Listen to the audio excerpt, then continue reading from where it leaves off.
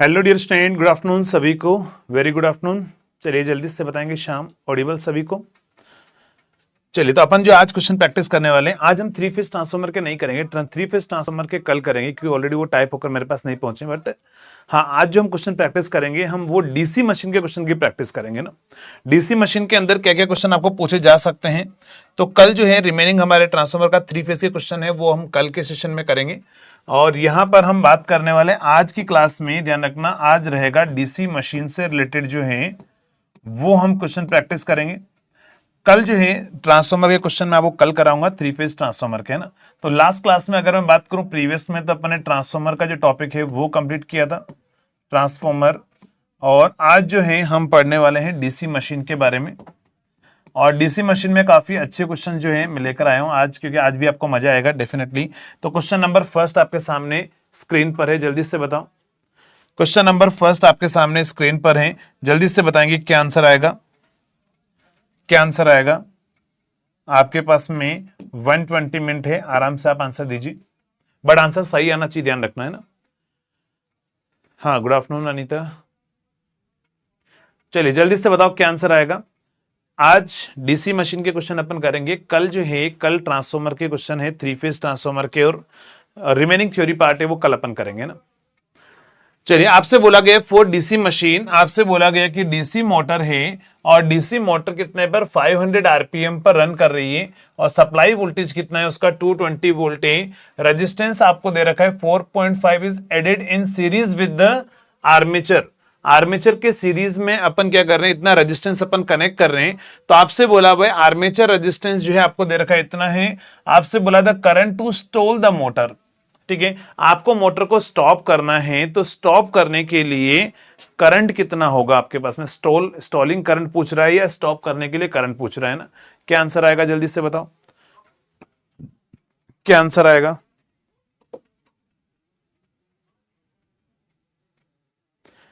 क्या आंसर आएगा? चलो, तो मोटर को स्टॉप करना है, आपको सभी को पता है स्पीड कंट्रोल मेथड में स्टॉलिंग कंडीशन मैंने आपको बताई थी, है ना। स्टॉलिंग कंडीशन मैंने आपको बताई थी, स्टॉलिंग कंडीशन के अकॉर्डिंग जो है आप कर सकते हैं। स्टॉलिंग कंडीशन का मतलब क्या है समझ लेना। ये बोलना चाह रहा है, तो शंट मोटर है, तो शंट मोटर में अगर हम बात करें तो ये शंट मोटर का डायग्राम है, और यहां पर क्या होगा, ये हमारे पास में आर्मेचर है। बट उसने बोला है कि आर्मेचर के सीरीज में हम एक रेजिस्टेंस ऐड कर रहे हैं, आर्मेचर के सीरीज में हम एक रेजिस्टेंस ऐड कर रहे हैं। तो ये हमारे पास में बोलना चाह रहा है वो, तो आर्मेचर के सीरीज में एक्सटर्नल रेजिस्टेंस कितना ऐड कर रहे हैं अपन, 4.5 ओम। आर्मेचर का रेजिस्टेंस जो है वो कितना है, वो 0.52 ओम है, 0.52 ओम हमारे पास में है। और उसने क्वेश्चन में क्या बोला भाई, मोटर को स्टॉल करना है। तो देखो, स्पीड आपको सभी को पता है डायरेक्टली प्रोपोर्शनल टू होती है बेक ईएमएफ डिवाइड बाय 5। और अगर मैं बात करूं यहां पर बेक ईएमएफ, तो बेक ईएमएफ क्या होता है, अगर मान लो सप्लाई का वोल्टेज यहां पर कितना है, टर्मिनल वोल्टेज कितना है, वीटी है, और यहां का बेक ईएमएफ कितना है, ईबी है। तो देखो, मोटर में आपको सभी को पता होगा कि मोटर में वी जो होता है वो होता है ईबी प्लस आईए इंटू आर ए, और प्लस क्या है, हमने एक और रेजिस्टेंस कनेक्ट कर दिया है आर एक्सटर्नल। तो ये हमारे पास में फॉर्मूला रहेगा। तो यहां से आप बेक ईएमएफ निकालोगे, तो बेक ईएमएफ रहेगा V minus I A into R A plus R external, R A plus R external. तो यहां से अगर हम बात करेंगे तो V minus I A into R A plus R external हमारे पास में होगा बेक ईएमएफ। एक काम कीजिए, यहां पर आप बेक ईएमएफ, ध्यान रखना स्टॉलिंग कंडीशन का मतलब क्या है, मोटर आपकी स्टॉप हो जाएगी, और मोटर स्टॉप होने का मतलब है स्पीड उसकी 0 हो जाएगी। तो एट स्टॉलिंग कंडीशन पर क्या होगा, ध्यान रखना, एट स्टॉलिंग कंडीशन, क्योंकि यहां पर उसने वर्ड बोला हुआ है स्टॉल करना है, मोटर को स्टॉप करना है ना। तो यहां पर क्या आएगा, at stalling condition, stalling condition पर ध्यान रखना बेक ईएमएफ जो है वो कितना होता है, 0 होता है। इस बेक ईएमएफ को 0 करना है, यानी कि स्पीड 0 करनी है। तो ये कब पॉसिबल है, जब V minus I A into R A plus R external जो है वो हमारे पास में 0 हो जाए। तो यहां से आर्मेचर करंट अगर आप निकालोगे तो वो आएगा V divide by R A plus R external, V divide by R A plus R external. इसी को बोला जाता है स्टॉलिंग करंट, इसी को अपन क्या बोलते हैं, स्टॉलिंग करंट। तो स्टॉलिंग करंट का फॉर्मूला ये आपके पास में है। अब बस आप इसकी वैल्यू निकाल लो यहां पर। तो V वोल्टेज कितना दिया हुआ है, उसने V दे रखा है आपको क्वेश्चंस के अंदर 220 वोल्ट है। तो यहां पर V आपको दिया गया है 220 वोल्ट, तो 220 वोल्ट है। आर्मेचर रेजिस्टेंस कितना है 0.52 है, और ये कितना है 4.5 है। यहां पर 0.5 कर देना, ऑप्शन इसी के अकॉर्डिंग मैच हो जाएगा। तो देखो यहां पर अगर आप सॉल्व करोगे तो 5 का डिवाइड कर लो, तो 220 डिवाइड बाय 5 अगर आप करोगे तो यहां से आएगा 44 एम्पियर जो है वो करंट आएगा। और 44 एम्पियर, तो एक बार 0.2 भी करके देखो, देखें 44.4 आ रहा है क्या। एक बार 0.2 भी दे रखा है तो उसको करके देख लो, क्योंकि दो ऑप्शन बहुत पास पास में है। तो यहां पर लिखो 5.02, जल्दी से बताओ 220 डिवाइड बाय 5.02 अगर आप करोगे तो 44 से तो कम ही आएगा ना, 44 से तो कम ही आएगा, है ना। तो यहां पर 5 ही कर दो फिर, है ना, यहां पर आप 5 ही कर दो, क्योंकि डिवाइड करोगे तो 44 से कम आएगा, ज्यादा नहीं आ सकता है। तो यहां पर 5 करके अगर आप सॉल्व करोगे तो 44 आपका आंसर जो है वो करेक्ट रहेगा, 44 ही करेक्ट रहेगा आपके पास में।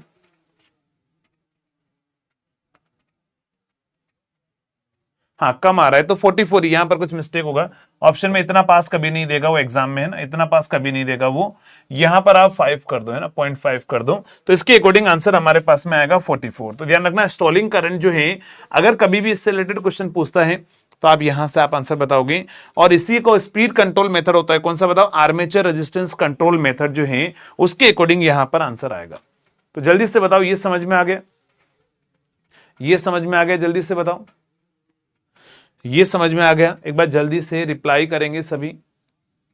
3 फेज ट्रांसफॉर्मर बेटा अपन कल करेंगे ना दानिश, अपन कल करेंगे। एक्चुअली जो मेरे पास कुछ क्वेश्चन टाइप होकर आने थे वो नहीं आए, तो कल अपन कर लेंगे, कोई दिक्कत नहीं है। 3 फेज ट्रांसफॉर्मर को कैसे भी हमें पढ़ना है, तो आज हम डीसी करेंगे, कल करेंगे 3 फेज ट्रांसफॉर्मर।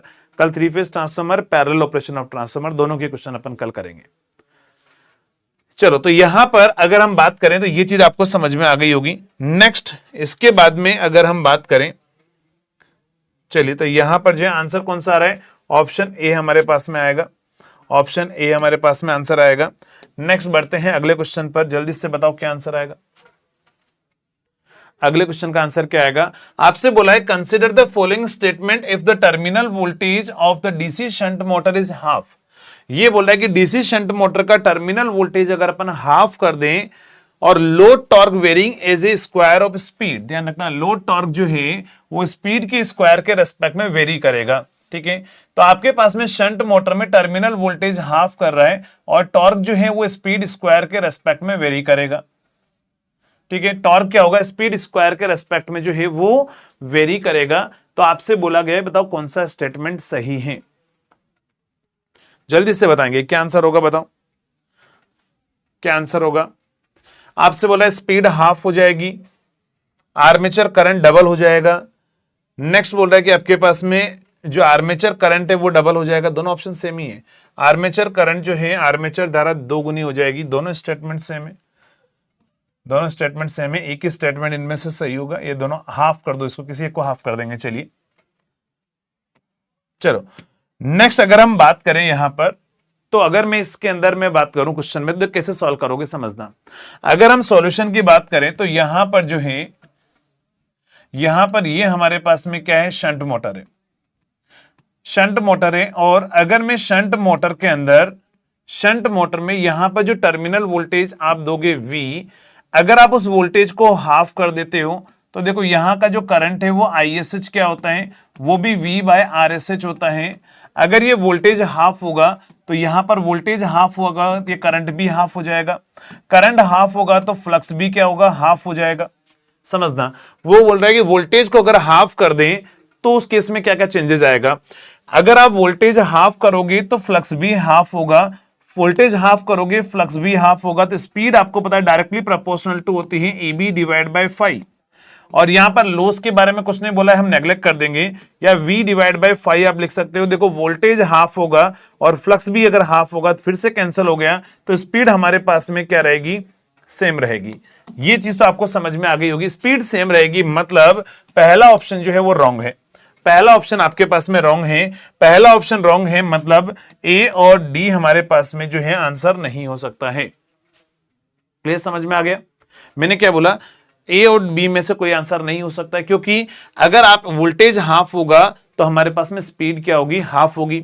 अब उसने क्या बोला कि टॉर्क जो है वो स्क्वायर के रेस्पेक्ट में वेरी कर रहा है ना, तो समझना आपको सभी को पता है टॉर्क डायरेक्टली प्रोपोर्शनल टू वो बोल रहा है स्पीड स्क्वायर है, और मुझे ये भी पता है, ये तो गिवन है, और मुझे ये भी पता है कि torque directly proportional to armature current होता है किस केस में, यहां पर फाई इंटू आई ए। समझना टॉर्क क्या होता है, फाई इंटू आई ए हमारे पास में होता है।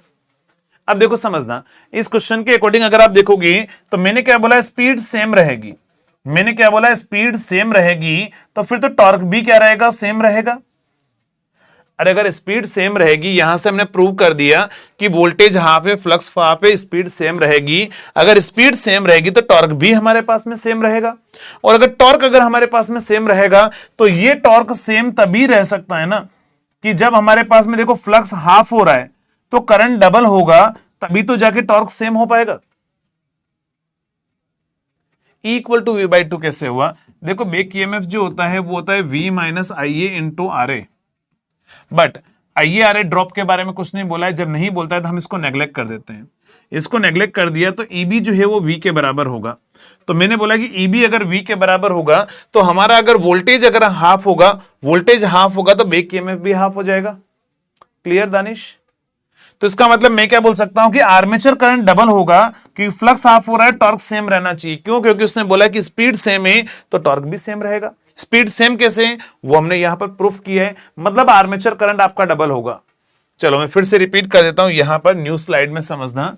उसने क्वेश्चन में आपको यह बोला है कि एक तो शंट मोटर है, समझना उसने बोला है कि शंट मोटर है, और अगर शंट मोटर में अगर कभी भी वो सप्लाई वोल्टेज को चेंज करे, पहला केस ऐसा है, पहला बोला सप्लाई वोल्टेज V था, यहां पर करंट ISH था, और ISH की वैल्यू सभी को पता है, ISH करंट जो होता है वो हमारे पास में आएगा V बाय RSH।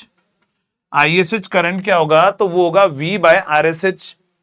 तो देखो यहां पर आ जाओ फिर से, तो मैंने क्या बोला कि मैं यहां पर बोल रहा हूं बेक ईएमएफ, आपको ये भी पता है सभी इसके अंदर कि यहां जो बेक ईएमएफ AB होगा, आर्मेचर रेजिस्टेंस RA होगा, आर्मेचर करंट IA होगा। अगर मैं बेक ईएमएफ की बात करूं तो वो आएगा V minus IA into RA। तो यहां पर जो है AB इक्वल टू कितना आएगा, V minus IA into RA। तो V minus IA into RA में अगर आप देखोगे तो IA RA के बारे में नहीं बोला है तो इसको मैं नेग्लेक्ट कर दूंगा, मैं यहां पर नेग्लेक्ट कर दूंगा मैं, तो EB और V बराबर होगा। ये एक जनरल केस है।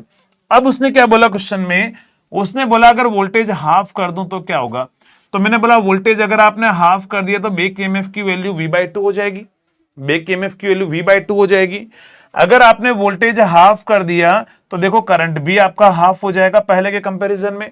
अगर करंट हाफ होगा तो फ्लक्स भी, पहले जो फ्लक्स था पहले 5 था, अभी फ्लक्स कितना हो जाएगा, 5/2 हो जाएगा। तो वोल्टेज हाफ करने से बेक ईएमएफ की वैल्यू V/2 हो गई है, और करंट जो पहले था उसके कंपैरिजन में हाफ हो गया, मतलब फ्लक्स हाफ हो गए, और फ्लक्स हाफ हो गया सभी को पता है speed directly proportional to EB/5 होती है। तो यहां पर स्पीड जो पहले होगी, अगर हम बात करें बेक ईएमएफ तो V/2 है और फ्लक्स भी 5/2 है, दोनों कैंसिल हो गया। तो बताओ पहले जो सेम आप V/5 ही हमारे पास में आएगा, तो 2 से 2 फिर से कैंसिल कर दूं तो स्पीड हमारे पास में कोई भी चेंजेस नहीं होगा। क्योंकि अगर मैं बात करूं, ध्यान रखना, बेक ये भी हाफ हो और ये भी हाफ हो तो फिर स्पीड में क्या फर्क पड़ेगा, कोई फर्क नहीं पड़ेगा। तो स्पीड हमारे पास में सेम रहेगी। अब उसने क्वेश्चन में ये बोला कि टॉर्क जो है वो directly proportional to speed square है। क्या बोला मैंने, torque directly proportional to speed square है। अगर ये स्पीड सेम है तो टॉर्क भी हमारे पास में क्या होगा, सेम होगा। क्या बोला मैंने, अगर हमारे पास में जो है, अगर हमारे पास में टॉर्क भी सेम, स्पीड सेम है, कैसे, यहां से प्रूफ किया मैंने, स्पीड सेम है तो टॉर्क सेम रहना चाहिए। और मुझे यह भी पता है शंट मोटर में torque directly proportional to 5 into IA होता है, बट यहां पर इस केस में फ्लक्स हाफ हो रहा है, तो ये टॉर्क सेम कब रह सकता है, तो ये सेम तभी रह सकता है जब ये हाफ हुआ है और ये ऊपर वाला डबल हो जाए। ये पॉसिबिलिटी तभी है, इसका मतलब आर्मेचर करंट डबल होगा और ये हाफ होगा, तभी जाकर वो सेम रह सकता है। मतलब आर्मेचर करंट डबल होगा, स्पीड हमारे पास में सेम रहेगी। अब आर्मेचर करंट डबल होगा तो देखो आर्मेचर करंट अनअल्टर्ड, ये रॉन्ग है, ये आर्मेचर करंट डबल होगा तो थर्ड वाला स्टेटमेंट सही है। तो आंसर आएगा ऑप्शन सी। आप इसको आर्मेचर करंट डबल की जगह यहां पर हाफ कर देना, हाफ कर देना, हाफ मतलब आधा। ठीक है, आधा हो जाएगा हाफ। तो ये हमारे पास में आंसर आएगा। जल्दी से बताओ, अब समझ में आ गया? अब समझ में आ गया? एक बार जल्दी से रिप्लाई करेंगे, ये समझ में आ गया?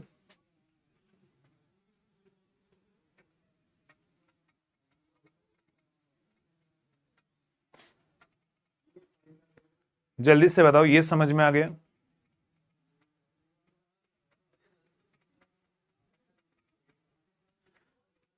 क्लियर? सभी को कोई डाउट नहीं रहना चाहिए। ध्यान रखना, अच्छा एग्जांपल है ना, अच्छा एग्जांपल है, दिमाग आपको लगाना पड़ेगा, है ना। अच्छा, ओनली थर्ड हुआ ना, टू कैसे हो सकता है? अच्छा, ओनली थर्ड हुआ है, सही बात है, ओनली थर्ड। सी कैसे आंसर होगा? टू तो आपके पास रॉन्ग है, टू भी तो रॉन्ग है। अच्छा, टू और थ्री दोनों सेम है, इसलिए आपने सेम लगा दिया, टू और थ्री नहीं, टू भी रॉन्ग है, ओनली थर्ड स्टेटमेंट है ना, ओनली थर्ड स्टेटमेंट है। तो आंसर यहां पर लिख दो भैया, three is correct, only three is correct, only three is correct. चलिए, ओनली थर्ड स्टेटमेंट जो है वो हमारे पास में करेक्ट होगा, है ना, टू और थ्री नहीं होगा, सही। क्लियर? चलिए बढ़ते हैं अगले क्वेश्चन में। और नेक्स्ट अगले क्वेश्चन का आप आंसर बताओ, बताओ। चलिए, नेक्स्ट क्वेश्चन का आंसर क्या होगा, जल्दी से बताओ। हाँ, फ्लक्स हाफ होता तो वो सही होता एकदम। चलिए, अगले क्वेश्चन का आप आंसर बताएंगे। Continuously running rolling mills. देखो, रोलिंग मिल्स का आपको एग्जांपल पता होना चाहिए, सभी की एप्लीकेशन है ना। रोलिंग मिल्स की बात कर रहा है, रोलिंग मिल्स विद इंटरमिनेंट लोड, मतलब बार बार वेरी होता रहता है, थोड़ा स्पीड में चेंज होता रहता है। तो उस टाइप के लोड में कौन सी हम मोटर यूज करेंगे? तो जहां पर भी आप रोलिंग मिल्स आप नाम देख लो, है ना, रोलिंग मिल्स अगर आप नाम देख लो तो ध्यान रखना वहां पर क्यूमुलेटिव कंपाउंड हम यूज करते हैं ना। रोलिंग मिल्स के अंदर, एलिवेटर्स के अंदर अगर हम बात करें तो वहां पर क्यूमुलेटिव कंपाउंड जो है वो हम यूज करेंगे। तो आंसर आएगा ऑप्शन डी, है ना, क्यूमुलेटिव कंपाउंड जो है वो आपने ये से ऑब्जेक्टिव में ही पढ़ा होगा ये क्वेश्चन। चलो बढ़ते हैं नेक्स्ट अगले क्वेश्चन पर। ये चलिए अच्छा क्वेश्चन है, अगर आप मुझसे पढ़े होंगे तो आप ये क्वेश्चन कर लोगे, क्योंकि इस टाइप के क्वेश्चन मैंने आपको एक्सप्लेन किया हुआ है। आपसे बोल रहा है कि क्यूमुलेटिव कंपाउंड जनरेटर है, डीसी जनरेटर है, वो पावर सप्लाई कर रहा है डीसी बस बार को। अगर उसका प्राइम मूवर यानी कि बेल्ट, बेल्ट मतलब क्या होगा, प्राइम मूवर, अगर वो डैमेज हो जाए तो बताओ वो किसकी तरह रन करेगा? तो और रोटेशन क्या होगा उसका, जल्दी से बताओ। अच्छा एग्जांपल है, अगर cumulative compound DC generator work कर रहा है, पावर सप्लाई कर रहा है, अगर उसका जो है प्राइम मूवर है वो डैमेज हो जाए तो क्या होगा? क्या आंसर आएगा, जल्दी से बताओ।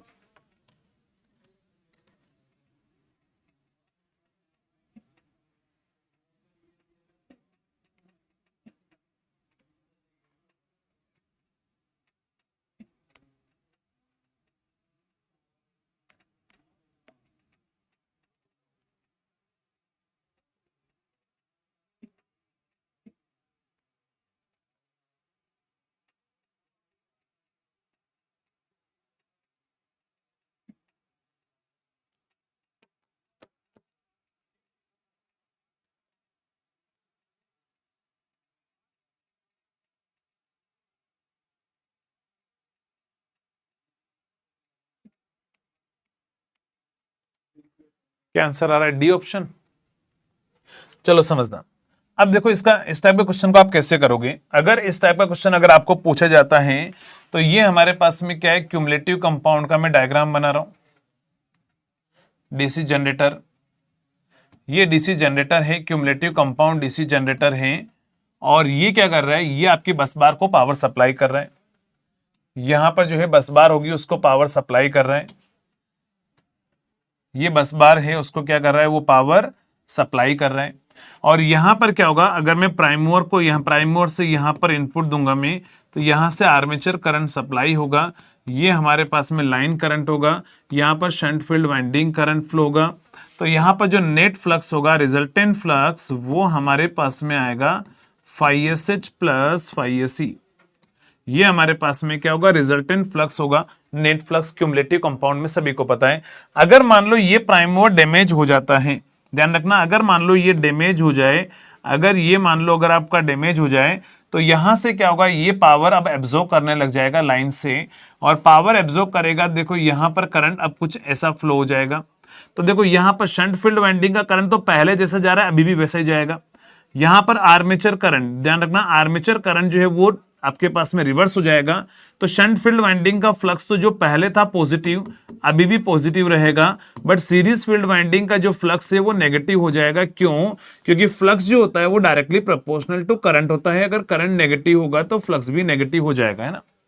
तो यहां पर ये नेगेटिव हो जाएगा और ये पॉजिटिव रहेगा। तो अब नेट फ्लक्स क्या हो जाएगा? तो नेट फ्लक्स हो जाएगा हमारे पास में phi SH minus phi AC। क्या होगा? phi SH minus phi AC जो है ये हमारे पास में फ्लक्स रहेगा। तो मैं बोल रहा हूं कि ये फ्लक्स नेगेटिव हो चुका है, इसका मतलब क्या है? डिफरेंशियल कंपाउंड में फ्लक्स नेगेटिव होता है। तो पहले तो ये काम करेगा डिफरेंशियल कंपाउंड मोटर की तरह काम करेगा। ध्यान रखना, पावर एब्जॉर्ब कर रहा है तो इसलिए मोटर बोल रहा हूं मैं ना। डिफरेंशियल कंपाउंड मोटर की तरह वो काम करेगा। तो चलिए, डिफरेंशियल कंपाउंड मोटर की तरह काम करने लग जाएगा तो ये हमारा आंसर या तो ये होगा या फिर ये होगा। इन दोनों में से कोई आंसर आपके पास में नहीं होगा, है ना। डिफरेंशियल कंपाउंड मोटर की तरह काम करेगा तो ये मोटर की तरह और ये मोटर की तरह काम करने लग जाएगा। अब बात आती है सर रोटेशन किधर होगा, सेम डायरेक्शन में, अपोजिट डायरेक्शन में? तो ध्यान रखना, कभी भी रोटेशन अगर आपको देखना है तो आप सभी को ये पता है कि मान लो ये जनरेटर बना रहा हूं, ये मोटर बना रहा हूं। आपको सभी को पता है कि अगर जनरेटर इस डायरेक्शन में रोटेट होता है तो मोटर जो है वो उसके अपोजिट डायरेक्शन में रोटेट होती है। क्या बोला मैंने? जनरेटर अगर इस डायरेक्शन में रोटेट होगा तो मोटर उसके अपोजिट डायरेक्शन में रोटेट होगी। तो मोटर अगर उसके डायरेक्शन में रोटेट होगी, अब ये तो अपने को पता है, बट वहां टॉर्क जरूर देखना है। Torque directly proportional to phi into IA होता है। तो देखो, आर्मेचर करंट तो आपका नेगेटिव हो चुका है, बट फ्लक्स अभी भी आपका पॉजिटिव रहेगा। फ्लक्स क्या रहेगा? पॉजिटिव रहेगा। ध्यान रखना, क्यों? क्योंकि आपके पास में phi SH की वैल्यू phi AC से ज्यादा होती है इन जनरल कंडीशन। तो फ्लक्स पॉजिटिव होगा और करंट नेगेटिव होगा, टॉर्क नेगेटिव हो जाएगा। ये नेगेटिव टॉर्क किस पर लग रहा होगा? अब मोटर पर। तो मोटर पर नेगेटिव टॉर्क लग रहा होगा तो ये मोटर जो है, नॉर्मली मोटर उधर जाती है और नेगेटिव टॉर्क जो है मोटर को अपोजिट डायरेक्शन में ले जाएगा। मतलब मोटर जो है वो जनरेटर के किस डायरेक्शन में जा रही, जल्दी से बताओ? सेम डायरेक्शन में, अपोजिट डायरेक्शन में? ये तो एक कन्वेंशन रूल है कि मोटर जनरेटर अपोजिट में जाता है, बट टॉर्क की डायरेक्शन आपको देखनी पड़ेगी कि अब टॉर्क क्या लग रहा है। तो टॉर्क नेगेटिव लग रहा है तो मैं क्या बोलूंगा? वो मोटर को कहां पर ले जाएगा? जनरेटर के सेम डायरेक्शन में ले जाएगा। तो आंसर क्या आएगा हमारे पास में? आंसर ये रहेगा कि वो सेम डायरेक्शन में ले जाएगा। तो आंसर आएगा ऑप्शन बी। क्या आंसर आएगा? ऑप्शन बी, ना कि आंसर आएगा ऑप्शन डी। क्लियर? तो अगर आपने आंसर डी बताया है तो आंसर गलत है। आंसर आएगा आपके पास में differential compound motor in same direction. किसके डायरेक्शन? सेम कौन सी? मतलब जनरेटर के रोटेशन की सेम डायरेक्शन में ना। जनरेटर के रोटेशन के रेस्पेक्ट में बात कर रहा है वो, तो जनरेटर के रोटेशन की सेम डायरेक्शन में जाएगा। क्लियर? तो मैं फिर से बता देता हूं आपको क्या करना है इस टाइप के क्वेश्चन में। वो तो वहां से देख लोगे मोटर वाला पार्ट, आपको ये कन्वेंशन बनाना है, फिर यहां टॉर्क की डायरेक्शन देखनी है। टॉर्क अगर आपका पॉजिटिव है तो आपके पास में यही कन्वेंशन रहेगा जो ऑलरेडी है। टॉर्क अगर नेगेटिव है तो मोटर को नेगेटिव में ले जाना, तो वो जनरेटर के सेम डायरेक्शन में हो जाएगा। नेक्स्ट, चलिए अगले क्वेश्चन का आप आंसर बताओ, क्या आंसर आएगा?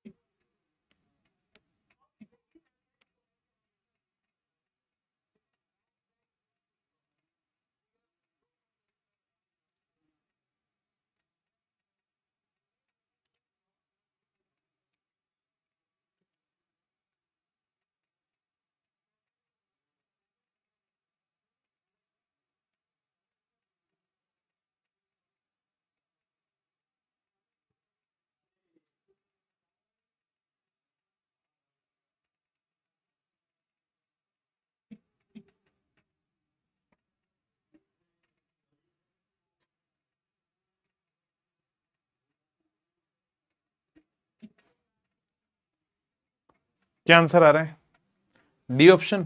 चलिए, आपसे क्या बोला हुआ? देखो, टॉर्क हमारे पास में इतना दे रखा है, दिस इज सीरीज मोटर है। देखो, सीरीज मोटर में सभी को पता होना चाहिए कि टॉर्क डायरेक्टली प्रोपोर्शनल टू क्या होता है? टॉर्क आपको पता है phi इंटू IA होता है।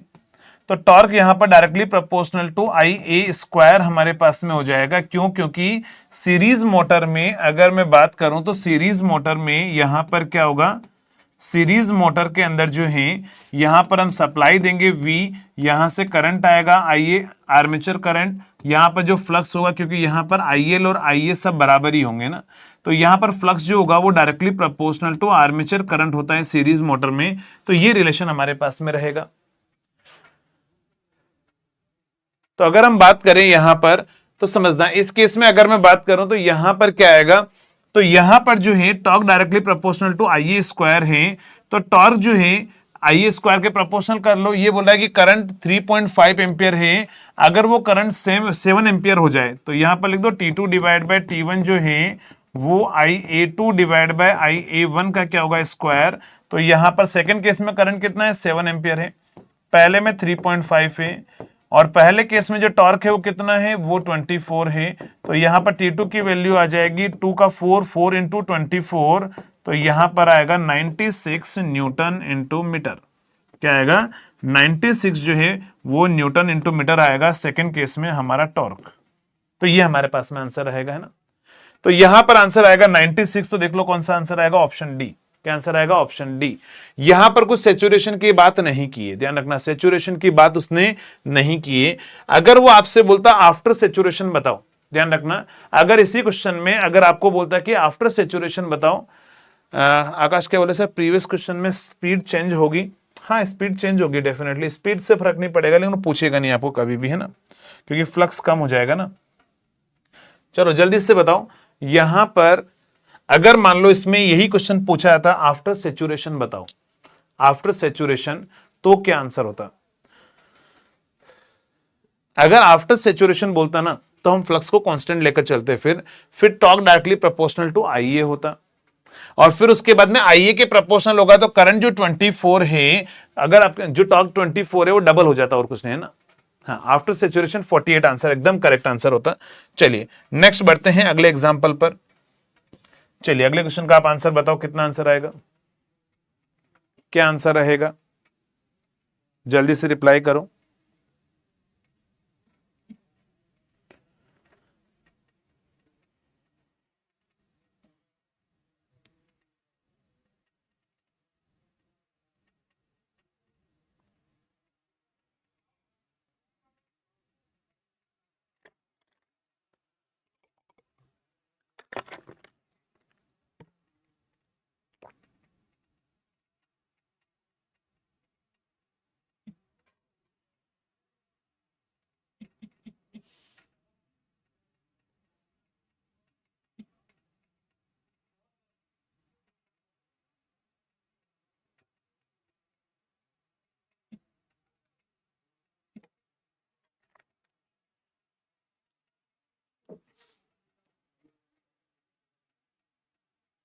क्या आंसर आ रहा है 21%।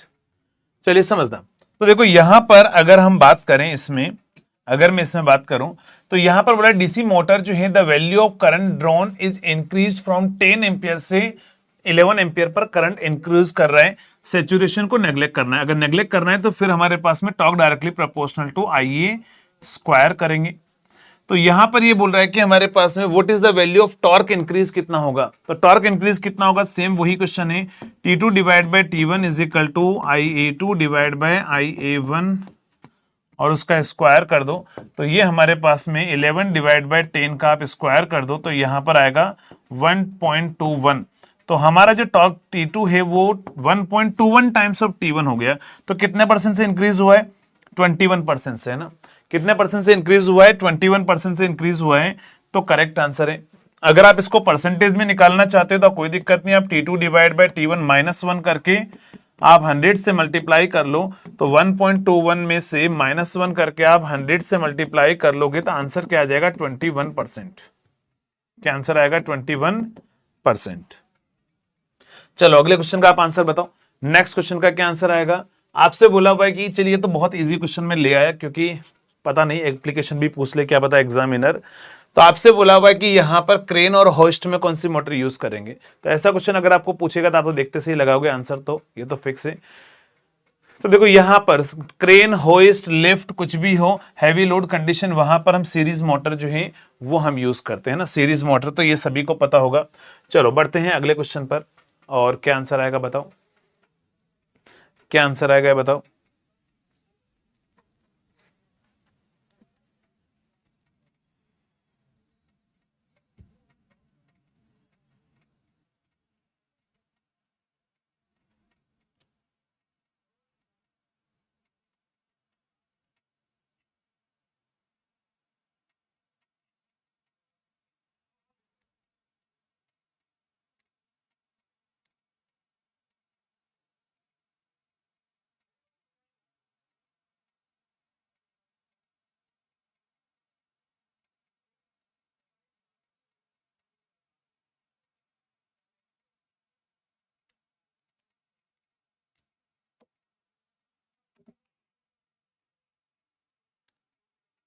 चलिए क्या आंसर आ रहा है, सी, नो इफेक्ट।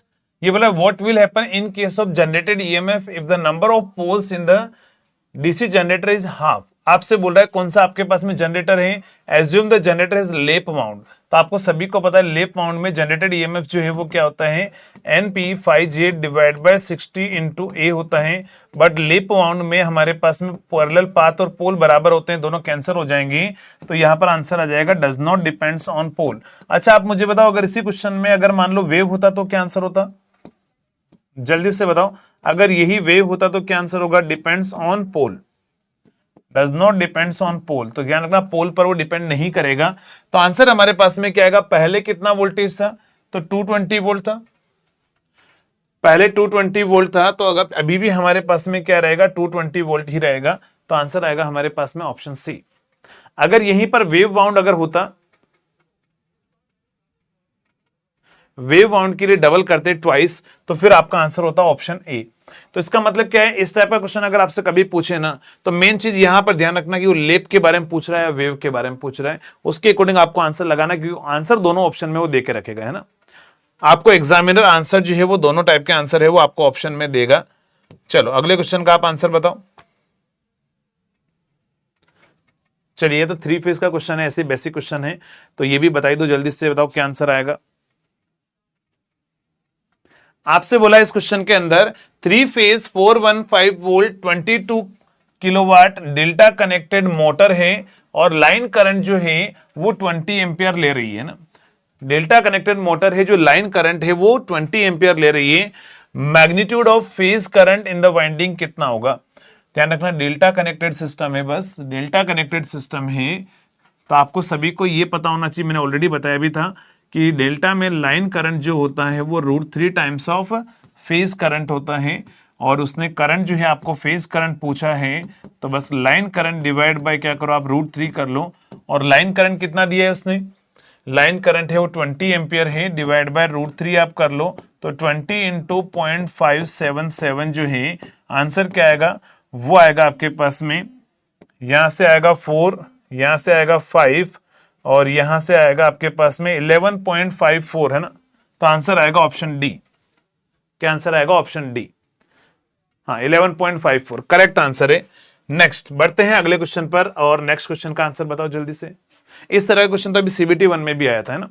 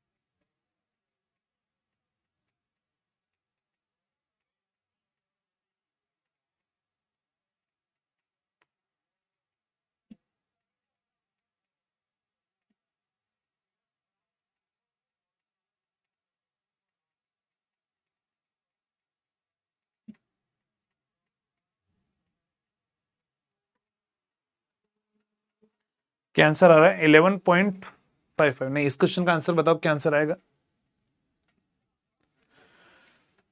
चलिए आपसे बोला डीसी मोटर विद, आपसे बोला हुआ 750 कंडक्टर से फ्लक्स पर पोल आपको दे रखा है, करंट आपको दे रखा है, और आपके पास है मैग्नीट्यूड ऑफ टॉर्क आपसे डेवलप पूछा गया है ना। तो समझना, लैप वाइंडिंग आपको यहां पर दे रखा है, टॉर्क आपसे पूछा गया है। देखो सभी को पता है पावर इज इक्वल टू क्या होता है, ध्यान रखना, पावर इक्वल टू होता है आपके पास में टॉर्क इंटू ओमेगा, और वही होता है ईबी इंटू आईए। तो यहां से अगर मैं बात करूं टॉर्क की, तो देखो टॉर्क यहां पर ओमेगा की वैल्यू आप पुट कर सकते हो 2πn डिवाइड बाय 60। यहां पर एक बेक ईएमएफ क्या होगा, NP5G डिवाइड बाय क्या होगा 60 इंटू ए इंटू आईए।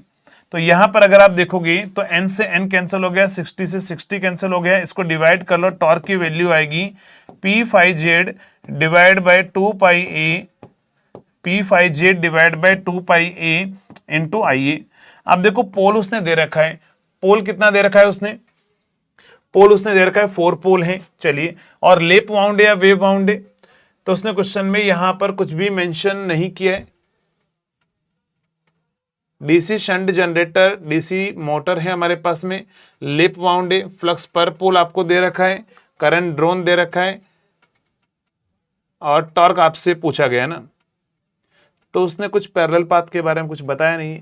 लेप वाइंडिंग या वेव वाइंडिंग बोलना चाहिए, तब बिना बोले तो अपन कैसे कर सकते हैं। चलिए कोई दिक्कत नहीं, अगर लेप मान के कर लो फिर और क्या हो सकता है, अगर नहीं दे रखा है तो लेप मान के, वैसे आपको मेंशन होगा, ऐसा नहीं हो सकता है। पोल कितना है, 4 पोल है, फ्लक्स पर पोल कितना है 12 इंटू 10⁻³ है, कंडक्टर कितने हैं 750 है। यहां पर क्या होगा 2π इंटू 4 पोल, यहां पर लिख देना, लेप वाउंड अपने को मानना है ना, लेप वाउंड यहां बोला हुआ था ना, अच्छा लेप वाउंड बोला है क्वेश्चन के अंदर, ठीक है ठीक है, बोला है क्वेश्चन में लेप वाउंड। चलिए, इनटू हमारे पास में क्या होगा, armature current, into armature current, question में बोला गया है लेप वाउंड। आर्मेचर करंट कितना है 50 है, तो ये कैंसिल कर लो, यहां से कैंसिल करोगे 6, तो यहां से बस आप सॉल्व करके मुझे बताएंगे answer. 6 into 750 into 50 into 10⁻³ divide bye कितना होगा, तो डिवाइड बाय हमारे पास में आ जाएगा पाई। अब ये वैल्यू कितनी आ रही है, आप सॉल्व कर लो और आंसर बताओ, है ना। हाँ, लेप वाउंड दे रखा है ना, अच्छा मैंने फर्स्ट टाइम पढ़ भी लिया था, होता है कभी कभार जो है, that is called gross error, है ना, अपन कभी कभार पढ़ने में जो है हम एरर कर देते हैं, ग्रॉस एरर हो जाती है, ठीक है। चलो पढ़ भी लिया था, कोई दिक्कत नहीं। आंसर क्या आएगा हमारे पास में, इसका आंसर क्या आएगा बताओ, के 5 इंटू है, के तो निकालना ही पड़ेगा, बात वही है ना, के तो यही होता है ना, PZ डिवाइड बाय 2π, यही तो के होता है, तो वो तो निकालना ही पड़ेगा हमारे पास में। तो यहां से आप आंसर बता दो कितना आंसर आ रहा है, क्या आंसर आ रहा है, 71.6 आ रहा है, 71.6 डी ऑप्शन आ रहा है क्या बताओ। 6 इंटू 750 इंटू 750 कंडक्टर आपको दे रखा है, into 50 into 10⁻³ divide by pi, D option आ रहा है। चलिए, तो डी ऑप्शन हमारे पास में आंसर आएगा, है ना, डी ऑप्शन हमारे पास में आंसर आएगा। तो देखो आप में से बहुत सारे इस क्वेश्चन को क्यों नहीं कर पाए होंगे, क्योंकि उन्होंने इंतजार किया होगा कि सर स्पीड नहीं दे रखी है। बताओ इसका वेट किस किसने किया था, ये किस किसने सोचा कि क्वेश्चन ही गलत है, क्योंकि सर यहाँ स्पीड तो दे ही नहीं रखी, ये किस किसने सोचा था। क्योंकि मुझे पता है जब भी आपके पास में आपको टॉर्क पूछा जाता है तो आपके दिमाग के अंदर यही आता है कि सर पहले बेक ईएमएफ निकाल लूं मैं, फिर वहां से हम क्या करेंगे, टॉर्क निकाल सकते हैं स्पीड करके, है ना। तो power is equal to torque into omega और ईबी इंटू आईए करके अपन निकाल सकते हैं, बट ऐसा बहुत बार ऐसा होगा कि वो डेटा नहीं भी हो तो रिक्वायर्ड नहीं था यहां पर, है ना। अच्छा, इसका फॉर्मूला याद था, चलिए ठीक है, फिर बहुत सही। अगर भूल जाओ तो मैंने आपको बता दिया, इस तरीके से आप फॉर्मूला जो है वो निकाल सकते हो। नेक्स्ट, चलिए बढ़ते हैं अगले क्वेश्चन पर और आंसर बताओ। हाँ, इनसफिशिएंट डेटा लगा था, आपसे क्वेश्चन कैसे पूछ सकते हैं। अगर आपको कोई डाउट हो तो आप टेलीग्राम पर जो है मुझे ज्वाइन कर सकते हैं, सुरेश सर पीडब्ल्यू के नाम से, सुरेश सर पीडब्ल्यू के नाम से। और आप जो है यहां पर इसके थ्रू जाकर मुझे पर्सनली मैसेज भी कर सकते हैं, पर्सनली मैसेज भी कर सकते हैं आप, और वहां पर ग्रुप में भी आप पूछ सकते हैं, कहीं पर भी आप पूछ लो, मैं आपको रिप्लाई कर दूंगा, ठीक है। टेलीग्राम पर आप ये चैनल ज्वाइन कर लो और वहां पर पूछ लेना। फॉर्मूला याद रखना है ना, power is equal to torque into omega equal to EB into IA हमारे पास में होता है ना। चलो बताओ जल्दी से क्या आंसर आएगा,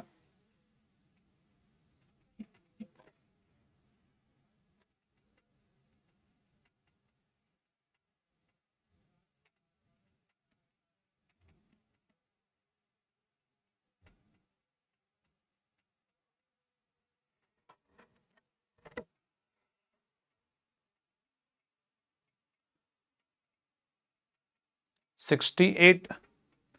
आपसे क्या बोला, wave wound DC machine 4 pole, इतने कंडक्टर आपको दे रखे हैं, field winding excited by DC source to create air give flux इतना आपको दे रखा है, जनरेटर रन इतनी स्पीड पर रन कर रहा है, करंट इतना है आपके पास में, electromagnetic torque develop by motor कितना होगा। ये तो सेम वही क्वेश्चन हो गया अभी जो अपन ने किया है, electromagnetic power develop by motor पूछा है, power is equal to torque into omega से कर लो, या ईबी इंटू आईए से आप कर लो। पावर आपसे पूछा है तो पावर इक्वल टू तो क्या होगा आपके पास में, ईबी इंटू आईए से आप कर लो, ईबी इंटू आईए, तो ईबी क्या होगा, NP 5J divide by 60 into A into IA हमारे पास में रहेगा। बस ये देख लो कि लेप बाउंड दे रखा है, वेव बाउंड, तो वेव बाउंड उसने दे रखा है क्वेश्चंस के अंदर, तो अगर वेव बाउंड दे रखा है तो फिर यहां पर वैल्यू पुट करनी पड़ेगी। स्पीड आपको दे रखी है 1200 आरपीएम, इनटू पोल कितना दे रखा है उसने क्वेश्चन में, 4 पोल आपको दे रखा है, फ्लक्स कितना दिया हुआ है 25 मिली वेबर है, तो 25 इंटू 10 टू द पावर -3 है।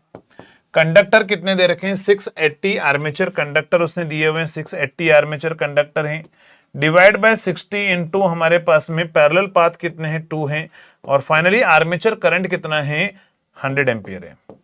आर्मेचर करंट कितना है, 100 एम्पियर है। बस आप इसको मल्टीप्लाई कर लो और सॉल्व कर लो, ये 120 से ये कैंसिल हो जाएगा, 10 बचेगा, तो यहाँ पर 1 2 और ये 3 जीरो ये कैंसिल हो गए, -3 से ये कैंसिल हो गया, 25 और दिस ये कितना हो जाएगा हमारे पास में 100 हो जाएगा, तो 68 किलोवाट आंसर आ रहा होगा, 68 किलोवाट सही आंसर है।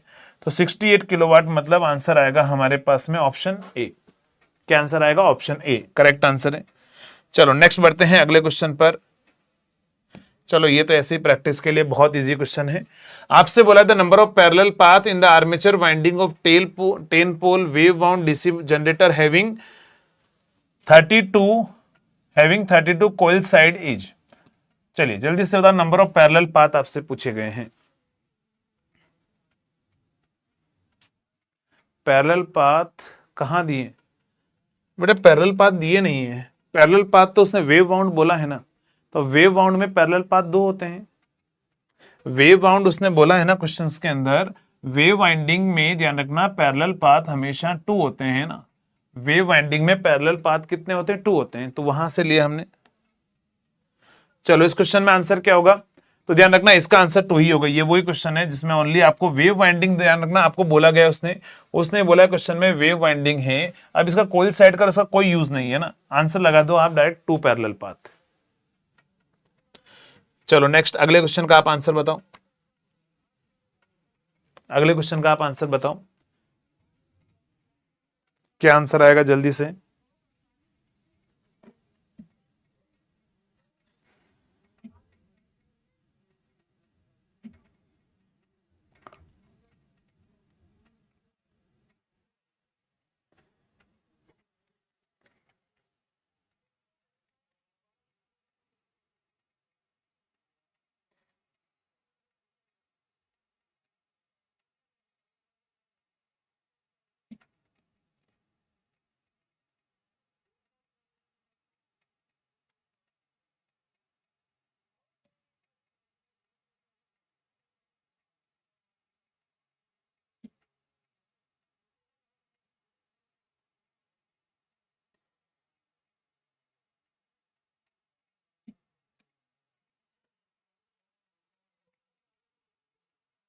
क्या आंसर आ रहा है, डी ऑप्शन। चलिए तो आपसे क्या बोला भाई, यहां पर बेक ईएमएफ इतना है, स्पीड इतनी है, आर्मेचर करंट इतना है, टॉर्क डेवलप आपसे पूछा हुआ है, पावर इज इक्वल टू क्या होगा, टॉर्क इंटू ओमेगा। तो यहां पर क्या होगा, torque into omega is equal to क्या होगा, ईबी इंटू आईए। तो यहां पर टॉर्क निकालना है तो ईबी इंटू आईए, ईबी इंटू आईए डिवाइड बाय क्या होगा, ओमेगा। ईबी कितना है हमारे पास में, बेक ईएमएफ 220 है, आर्मेचर करंट कितना है 15 एम्पियर है, और ये आ जाएगा 2 पाई, स्पीड कितनी है, एन कितनी है 1200 आरपीएम है, 2 पाई एन डिवाइड बाय 60 आप सॉल्व कर लो, तो ये कितना आएगा 20। तो यहां से आएगा हमारे पास में 220 इंटू 15 डिवाइड बाय 40 पाई, 1 0 से 1 0 और कैंसिल कर लो, तो यहां से आएगा हमारे पास में 22 इंटू 15 डिवाइड बाय 4 पाई। तो ये हमारे पास में आंसर आएगा, देख लो कौन सा आंसर आ रहा है, 26.4 आ रहा है। ये कैलकुलेशन अब आपकी है ना, आगे ये वाला काम आपका है, तो आपने यहां पर कैलकुलेटर से कैलकुलेट करके आंसर बताएंगे। चलो इस क्वेश्चन का आप आंसर बताओ, इसका आंसर क्या होगा। आपसे बोला है a separately excited DC generator is feeding DC shunt motor. Separately excited DC generator जो है, सेपरेटली एक्साइटेड डीसी जनरेटर जो है हमारे पास में, वो डीसी शंट मोटर को पावर सप्लाई कर रहा है। अगर ये बोल रहा है कि if the load torque on the motor is half, अगर लोड टॉर्क अगर हमारे पास में हाफ हो जाता है, तो ये पूछ रहा है कि आर्मेचर करंट और आपके पास में मोटर और जनरेटर के आर्मेचर करंट पर क्या इंपैक्ट होगा। चलो जल्दी से बताओ। ये बोलना चाह रहा है कि एक DC shunt separately excited DC generator है, तो सबसे पहले तो सेपरेटली एक्साइटेड डीसी जनरेटर बनाओ। ये सेपरेटली एक्साइटेड डीसी जनरेटर है, ये शंट मोटर को पावर सप्लाई कर रहा है, तो यहां पर आप एक शंट मोटर बनाओ। शंट मोटर को पावर सप्लाई कर रहा है, ये हमारी शंट मोटर है, यहां पर वोल्टेज V आएगा। ये है शंट मोटर, ये है शंट मोटर, और ये हमारे पास में क्या है, सेपरेटली एक्साइटेड डीसी जनरेटर। ये हमारे पास में क्या होगा, सेपरेटली एक्साइटेड डीसी जनरेटर। तो ये हमारे पास में क्या होगा, डीसी जनरेटर होगा, डीसी जनरेटर होगा। चलो तो यहां पर आपसे बोला है कि सेपरेटली एक्साइटेड डीसी जनरेटर है, शंट मोटर को पावर सप्लाई कर रहा है। आपसे बोला load torque of the motor जो अगर हाफ हो चुका है ना, लोड टॉर्क अगर हाफ हो गया मोटर का, तो आपको सभी को पता है शंट मोटर में जो टॉर्क होता है वो directly proportional to armature current होता है। जब कुछ नहीं बोलता है तो बाय डिफॉल्ट फ्लक्स हम कांस्टेंट बोलते हैं। तो यानी कि अगर हमारे पास में जो अगर टॉर्क हाफ हो गया तो आर्मेचर करंट हाफ हो जाएगा, तो मोटर का आर्मेचर करंट जो है वो हमारे पास में क्या होगा, हाफ हो जाएगा। तो जनरेटर से जो करंट आएगा वो भी क्या होगा, हाफ ही होगा डेफिनेटली, क्योंकि यहां पर थोड़ा सा यहां पर चलो शंट फील्ड वाइंडिंग के बारे में नहीं बोला है, तो उसके करंट को हम नेग्लेक्ट कर सकते हैं। क्यों? क्योंकि शंट फील्ड वाइंडिंग में करंट जो है बहुत कम फ्लो होता है। तो यहां पर क्या होगा, armature current of the motor, both motor और जनरेटर हाफ हो जाएगा, एकदम सही है। अगला बोल रहा है armature current of the motor half होगा, जनरेटर का सेम अनअल्टर रहेगा। नहीं, ये पॉसिबिलिटी नहीं हो सकती हमारे पास में। आंसर वैसे भी क्या आ जाएगा, ऑप्शन ए रहेगा, क्योंकि यहां पर अगर हाफ करंट आ रहा है तो डेफिनेटली उधर से भी करंट हाफ ही आएगा। तो आंसर क्या आएगा हमारे पास में, ऑप्शन ए रहेगा ना, ऑप्शन ए रहेगा, बी नहीं होगा। चलो अगले क्वेश्चन का आप आंसर बताओ। आपसे बोला कि which of the following figure best represent the variation in armature current and the speed during starting of DC shunt motor. चलिए डीसी शंट मोटर को स्टार्ट करना है, ध्यान रखना शंट मोटर के बारे में स्टार्ट करना है। तो आपसे बोला कि उसने वे आर्मेचर करंट और स्पीड के बारे में जो कर्व है वो कौन सा होगा, इनमें से कौन सा आंसर होगा। शंट मोटर को स्टार्ट करना है,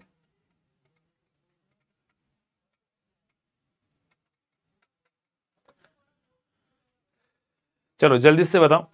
यहां ध्यान रखना ये टाइम है ना, टाइम के साथ में स्पीड और करंट पर क्या इंपैक्ट होगा शंट मोटर के अंदर। ध्यान रखना टाइम के साथ में स्पीड और हमारे पास में जो है करंट पर क्या इंपैक्ट होगा, ये आपसे पूछा हुआ है समय के साथ साथ में, ये टाइम के रेस्पेक्ट में है। अजीब कर रहे हैं, बता दो यार, कुछ भी बता दो आंसर। आपको सभी को पता है कि जब आपकी मोटर जब स्टार्ट होगी है ना, शंट मोटर जब स्टार्ट होगी, तो आपको सभी को पता है स्पीड जो है वो directly proportional to 5 EB divide by IA होगा, EB डिवाइड बाय 5 होगा। अब वो शंट की बात कर रहा है, तो शंट में मुझे पता है कि फ्लक्स कांस्टेंट होता है, ये कांस्टेंट होगा, तो स्पीड जो है डायरेक्टली प्रोपोर्शनल टू EB होगी। और आपको पता है अगर आप स्पीड का कर्व बनाओगे तो आपको सभी को पता है कि समय के साथ में जो है, आपको पता है समय के साथ में जब मोटर स्टार्ट होगी तो उसकी स्पीड क्या होगी, डिक्रीज होगी। समय के साथ में स्पीड क्या होगी, डिक्रीज होगी। सी और डी में से एक होगा, सी और डी में से एक होगा। स्पीड इंक्रीज होगी, ध्यान रखना। अब यहां पर देखो, यहां पर तो स्पीड के बारे में कोई बोल रहा है कांस्टेंट रहेगी, नहीं, स्पीड डिक्रीज होगी। ये बोल रहा है स्पीड इंक्रीज होगी, ये भी नहीं है, स्पीड हमारे पास में डिक्रीज होगी ना। स्पीड डिक्रीज का तो एक भी कर्व नहीं दिया हुआ है यहां पर। आर्मेचर करंट अगर आपकी मोटर स्टार्ट होगी तो उसका लोड बढ़ेगा, क्योंकि ड्यूरिंग स्टार्टिंग में देखो ध्यान रखना, ड्यूरिंग स्टार्टिंग में आपको पता है कि ऐसे भी समझ सकते हो, देखो ऐसे समझो, ड्यूरिंग स्टार्टिंग में बात, स्टार्टिंग से पूछ रहा है ना, अच्छा स्टार्टिंग से पूछ रहा है, समझना स्टार्टिंग से पूछ रहा है ना, वो स्पीड यहां से नहीं पूछ रहा है, ये तो रेटेड कंडीशन पर है, वो क्वेश्चन में स्टार्टिंग से पूछ रहा है। तो आप मुझे बताओ, अगर मैं बात करूं एट स्टार्टिंग, एट स्टार्टिंग, तो एट स्टार्टिंग तो उसकी स्पीड कितनी होती है, 0। ध्यान रखना क्वेश्चन में उसने स्टार्टिंग से पूछा है, रनिंग कंडीशन से नहीं पूछा है ना, समझा देना, समझना, स्टार्टिंग से उसने पूछा है, रनिंग कंडीशन पर नहीं पूछा है। एक बार स्टार्ट हो चुकी होती, ये जो कैरेक्टरिस्टिक्स में बना रहा था वो रनिंग कंडीशन पर थी, जब एक बार वो रन कर रही है उसके बाद में कैरेक्टरिस्टिक्स क्या शो करेगी। मैं बोल रहा हूं कि स्टार्टिंग में तो स्पीड 0 होती है, जब आप मोटर को स्टार्ट करोगे तो धीरे धीरे उसकी स्पीड क्या होगी, बढ़ेगी या नहीं बढ़ेगी, जल्दी से बताओ। ड्यूरिंग स्टार्टिंग में उसकी स्पीड जो है बढ़ेगी या नहीं बढ़ेगी, यस और नो, यस और नो।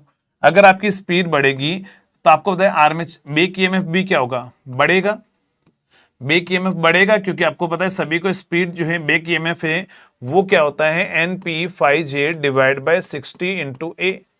तो हमारे पास में क्या होगा, स्पीड बढ़ेगी तो बैक ईएमएफ बढ़ेगा। और आर्मेचर करंट की अगर मैं बात करूं तो आर्मेचर करंट होता है V minus EB, V minus EB divide by R A. तो बैक ईएमएफ बढ़ेगा तो आर्मेचर करंट कम होगा हमारे पास में। स्टार्टिंग से बात कर रहा है तो स्टार्टिंग में तो ये इफेक्ट होगा, है ना, स्टार्टिंग में तो ये इफेक्ट होगा। तो यहां पर अगर हम बात करें तो स्पीड आपकी बढ़ेगी और आर्मेचर करंट आपका कम होगा। अब बता दो कौन सा वाला आंसर है, जल्दी से बताओ। स्पीड आपकी बढ़ेगी और आर्मेचर करंट आपका जो है वो कम होगा, तो बताओ यहां पर आंसर कौन सा वाला सही आंसर होगा।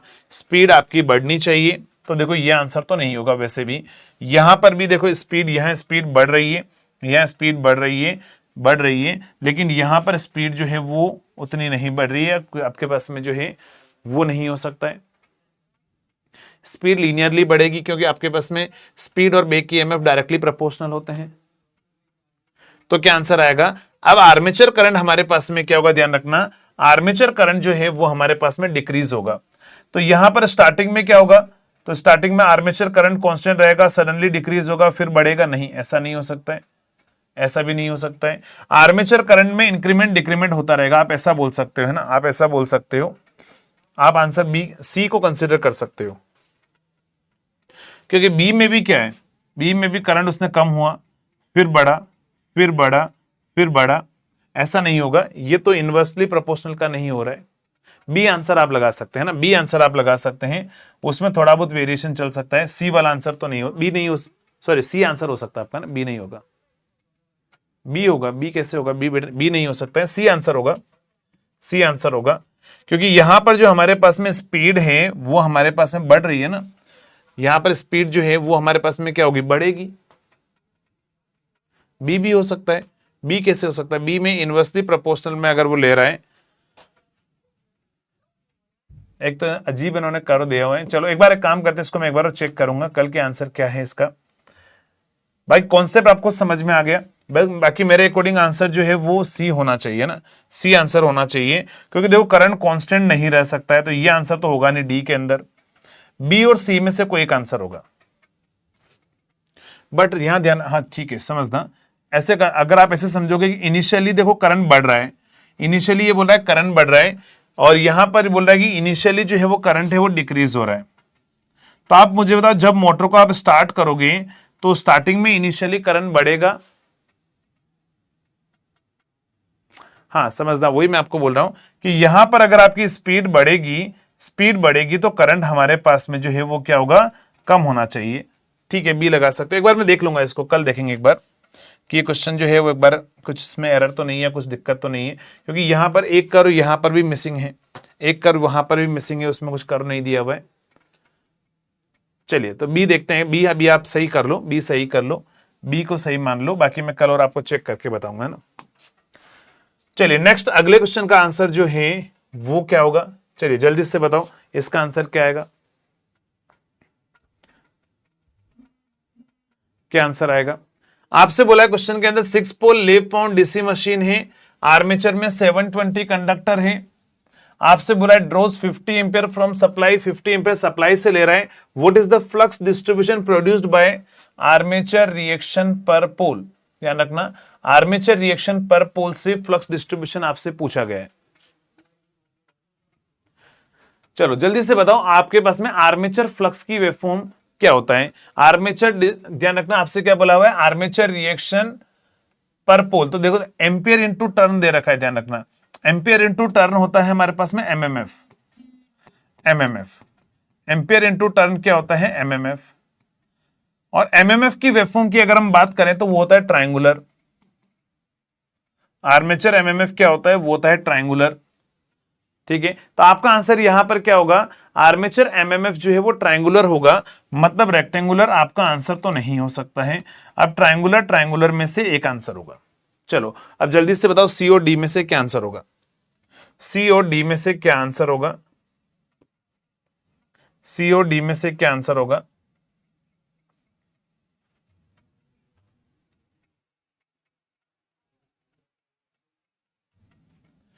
ये 2 बार 500 है, यहां पर 1000 कर देना है ना। चलो जल्दी से बताओ क्या आंसर होगा? सी और डी में से एक आंसर होगा आपके पास में, या तो सी हो सकता है या डी हो सकता है, ट्रायंगुलर आएगा। अब सी सही है या डी सही है? एमएमएफ आपको निकालना है, आर्मेचर एमएमएफ, ध्यान रखना आर्मेचर एमएमएफ पर पोल, ध्यान रखना आर्मेचर रिएक्शन एमएमएफ पर पोल आपको निकालना है, पर पोल आपको बताना है, सी होगा। तो एमएमएफ क्या होता है? नंबर ऑफ टर्न्स इनटू हमारे पास में क्या होगा? करंट। नंबर ऑफ टर्न्स कितने हैं? तो उसने कंडक्टर दे रखा है, अगर कंडक्टर दे रखा है तो टर्न निकालना है, तो डिवाइड बाय क्या कर दोगे? 2। ध्यान रखना टर्न आपको पता है ना, ये कंडक्टर दे रखे हैं, टर्न क्या होता है? सभी को पता है कि टर्न जो होता है वो कंडक्टर बाय 2 होता है। तो कंडक्टर कितने हैं? 720 है, डिवाइड बाय 2 करोगे तो 360 हमारे पास में आएगा, 360 हमारे पास में होगा। करंट कितना है? तो करंट कितना है आप उससे मल्टीप्लाई कर लो, 50 एम्पियर करंट है। अगर आप इसको सॉल्व करोगे तो एमएमएफ अगर आप निकालोगे तो ये आएगा 000 और यहां से कितना आएगा? 1800। लेकिन ध्यान रखना परपोल उसने पूछा हुआ है, तो यहां पर परपोल में अगर आप डिवाइड करोगे, कहीं मिस्टेक तो नहीं हुई? एक बार देख लेना कैलकुलेशन में।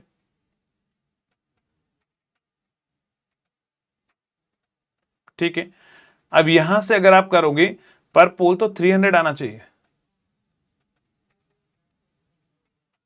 कितना आंसर आ रहा है? 300 आ रहा है या 500 आ रहा है?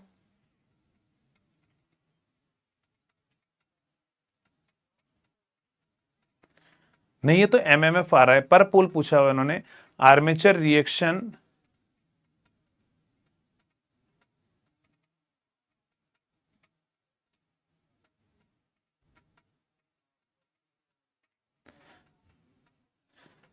चलिए एक मिनट, आकाश बोल रहे हैं सर कि अगर ये निकालना है तो Z into I divide by 2 PA लगेगा। जेड डिवाइड बाई 2 तो कंडक्टर हो गए, और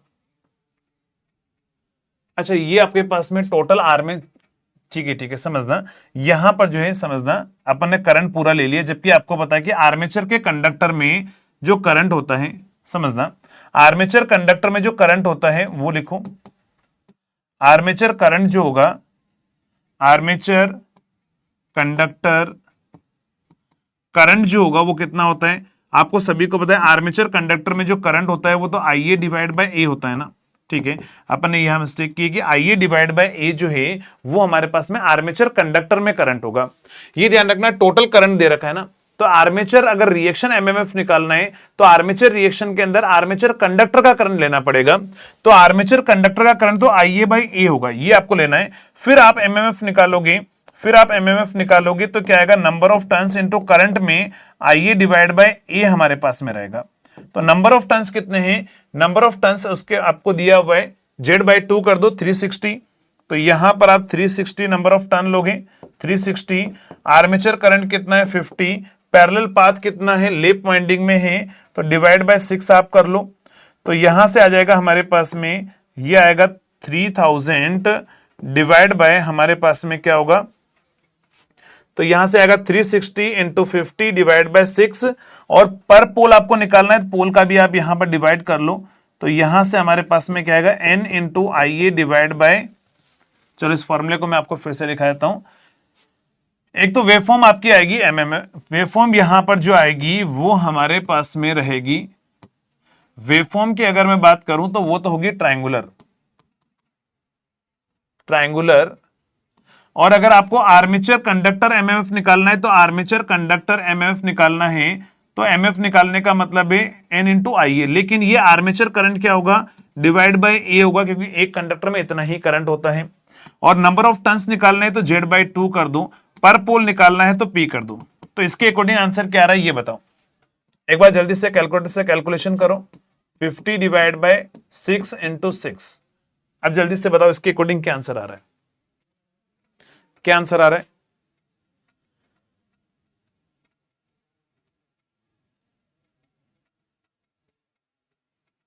हाँ, आर्मेचर एमएमएफ, ये मैंने कंपनसेटिंग वाइंडिंग में आपको लिखाया था आर्मेचर एमएमएफ, जिसमें आई ए बाई ए लिखाया था मैंने, तो ये ए थोड़ा सा अपना मिस हो गया।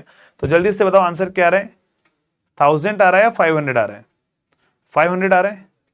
चलिए, तो 500 अगर आपका आंसर आ रहा है तो फिर सी ऑप्शन करेक्ट है, 500 आपका आंसर आएगा ना, डी नहीं होगा, सी ऑप्शन होगा।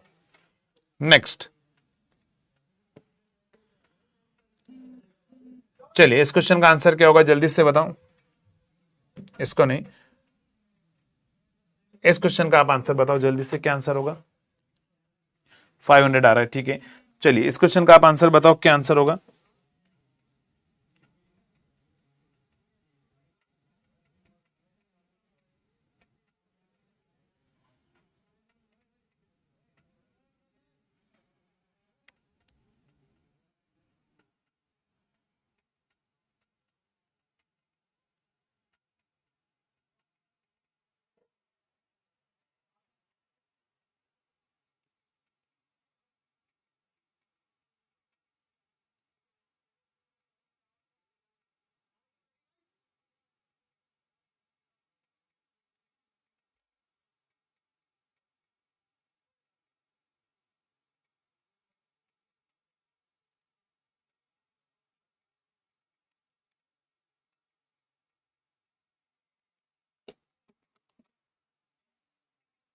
चलो जल्दी से बताओ क्या आंसर होगा। आपसे बोला भाई a DC generator flat compound characteristics required for the certain application में be obtained by connecting a variable resistance. आपको एक टॉपिक मैंने पढ़ाया था कंपाउंडिंग, कंपाउंडिंग, और मैंने आपको बोला था कंपाउंडिंग हम कैसे करते हैं, तो compounding can be done by connecting A diverter resistance across the series field winding. अगर आपको याद हो तो पूरा स्टेटमेंट मैंने आपको लिखाया था कि हम जो कंपाउंडिंग करते हैं उस कंपाउंडिंग के प्रोसेस में हम एक डाइवर्टर रेजिस्टेंस लगाते हैं, कहां पर, सीरीज फील्ड वाइंडिंग के अक्रॉस। कहां पर लगाते हैं, याद करो, कंपाउंडिंग, ये बोला है फ्लैट कंपाउंड बनाना है, तो फ्लैट कंपाउंड बनाना है तो कैसे बना सकते हो, कंपाउंडिंग करके आप बना सकते हो।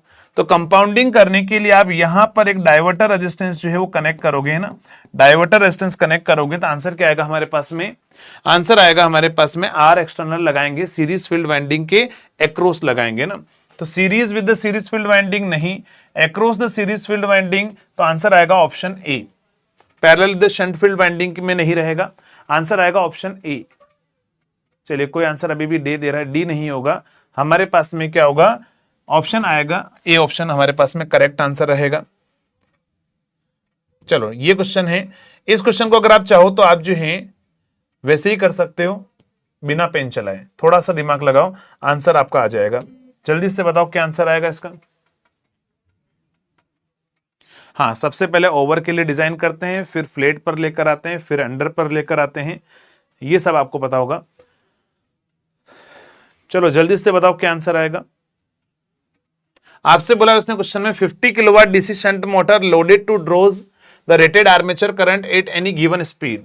आपसे बोल रहा है कि अगर आपके पास में when driven at half of the rated speed by armature voltage control, ध्यान रखना आर्मेचर वोल्टेज कंट्रोल वही आप आर्मेचर रेजिस्टेंस कंट्रोल की बात कर सकते हो।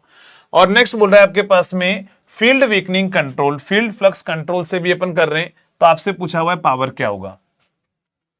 बिना पेन चलाए क्वेश्चन कर सकते हो, बहुत आसान क्वेश्चन है। आप मुझे बताओ फील्ड फ्लक्स कंट्रोल में, फील्ड फ्लक्स कंट्रोल में क्या कांस्टेंट रहता है, जल्दी से बताओ।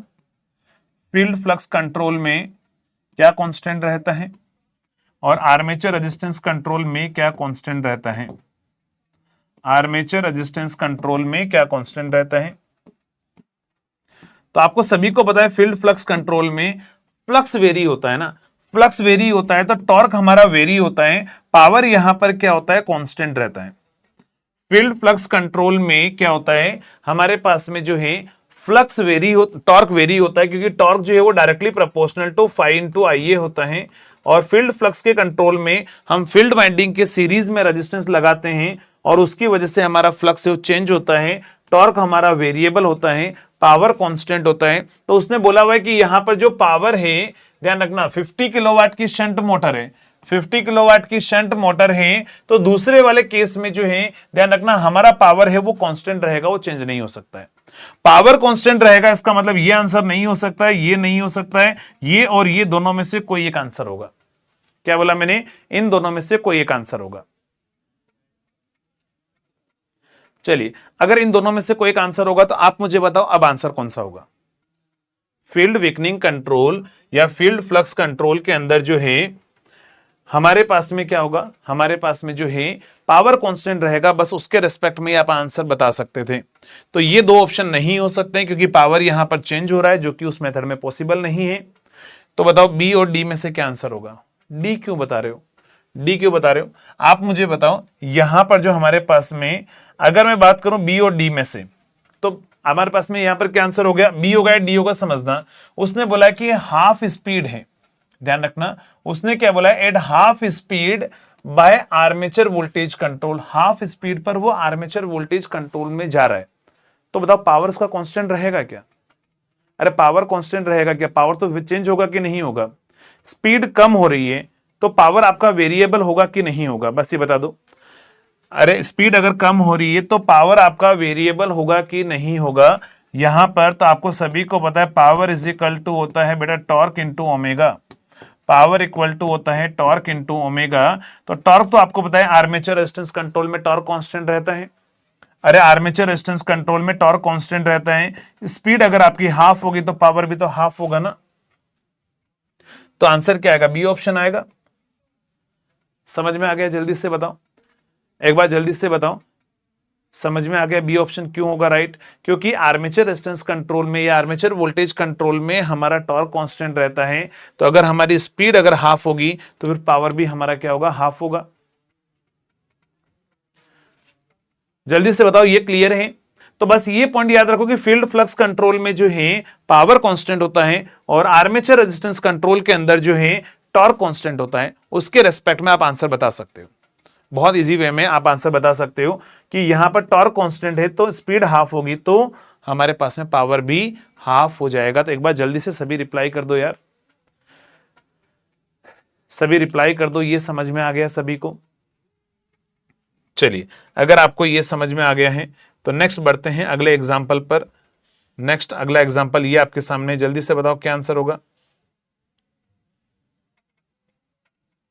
क्या आंसर होगा इसका, इसका आंसर बताओ। आपसे बोला है डीसी सीरीज मोटर है, रेजिस्टेंस बिटवीन टर्मिनल आपको दे रखा है 1 ओम है, 800 आरपीएम पर रन कर रही है, 200 वोल्ट है, 15 एम्पीयर करंट सप्लाई हो रही है। अगर आपसे बोला है स्पीड रिड्यूस कर दे 475 पर, सेम वोल्टेज है और करंट भी हमारे पास में क्या है, सेम है। चलो ठीक है, अच्छा क्वेश्चन है, थोड़ा टाइम लगेगा, 2 मिनट में सॉल्व हो जाएगा। करके बताओ जल्दी से क्या आंसर आएगा, जल्दी सॉल्व करो।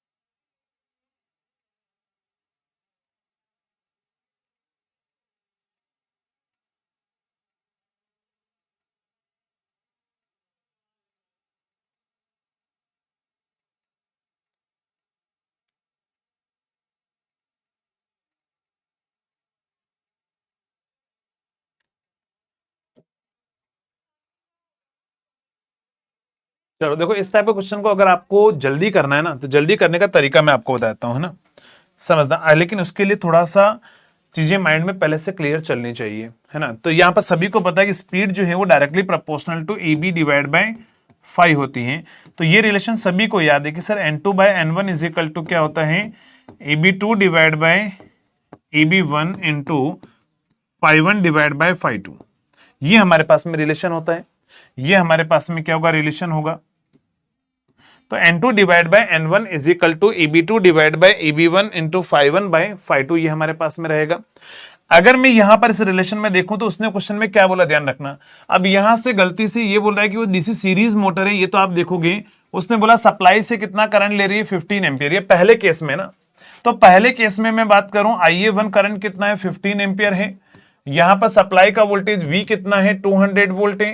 स्पीड कितनी है, पहले केस में 800 आरपीएम है। और उसने टर्मिनल का रेजिस्टेंस बता दिया, मतलब टोटल रेजिस्टेंस उसने बता दिया RA प्लस RAC, क्योंकि टर्मिनल पर रेजिस्टेंस दोनों का समेशन होगा, तो 1 ओम है उसने दिया हुआ है। अब उसने बोला कि स्पीड, अगर सेकंड केस में स्पीड जो है वो 475 हो जाए, तो बताओ एक्सटर्नल रेजिस्टेंस हम कितना ऐड करेंगे। V हमारा सेम रहेगा और हमारा आर्मेचर करंट है वो भी हमारे पास में सेम रहेगा। तो सभी को पता है अगर आर्मेचर करंट सेम रहेगा तो फ्लक्स भी सेम रहेगा। करंट सेम है ना, उसने बोला है कि same supply voltage and current है, तो फ्लक्स सेम रहेगा, तो फिर फ्लक्स को लिखने की जरूरत नहीं थी यहां पर, है ना। फ्लक्स को लिखने की जरूरत नहीं है। तो बस आप ईबी कैसे लिखते हैं, ईबी हम लिखते हैं V minus IA into RA plus RAC plus R external. क्यों, क्योंकि सेकेंड केस में वो बोल रहा है कि हम आर्मेचर के सीरीज में हम एक रेजिस्टेंस लगा रहे हैं। देखो यहां पर additional resistance in series resistance है ना, एडिशनल सीरीज रेजिस्टेंस लगा रहे हैं तो वो ऐड हो जाएगा।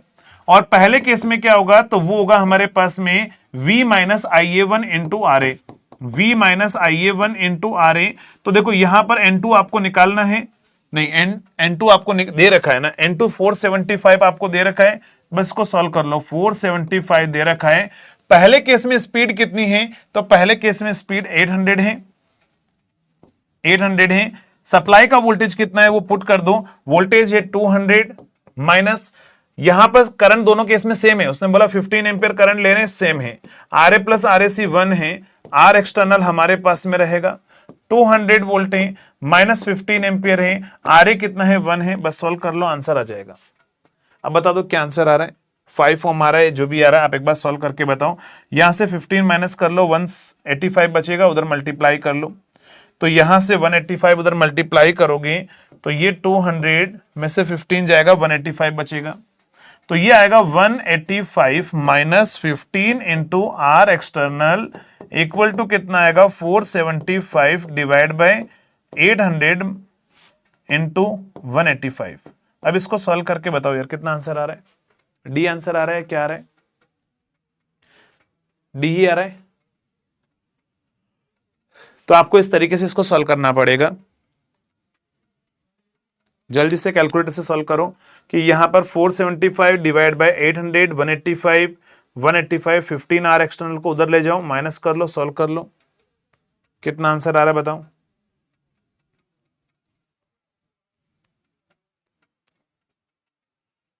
कैलकुलेटर है आपके पास में यार, कैलकुलेटर से इतना टाइम लगा रहे हो, कैसे कम चलेगा। डी ही आ रहा है। आकाश, कुंदन, सौरभ, रश्मि, जल्दी से एक बार रिप्लाई करो। 5 ही आ रहा है। चलो तो इसके आगे का काम आपका है ना, कैलकुलेटर का है ना, यहां पर जो है आप जो है कैलकुलेटर से आप सॉल्व कर लो इसको, आंसर आ जाएगा 5।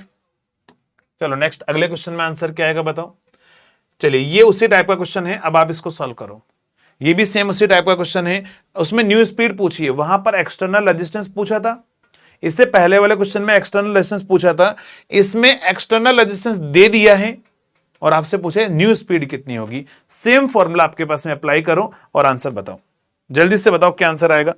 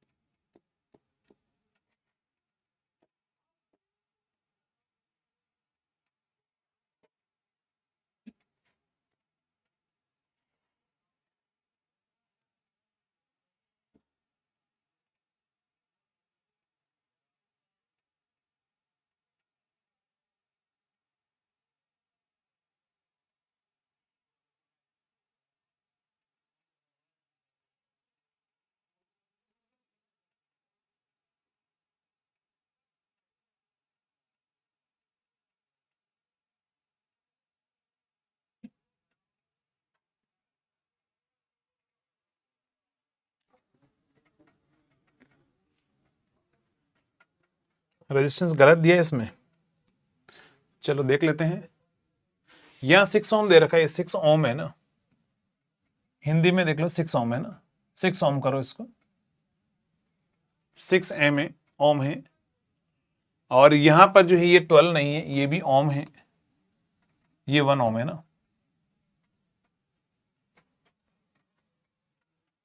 1 ओम और 6 ओम आपके पास में दे रखा है, इसके अकॉर्डिंग आप सॉल्व करो।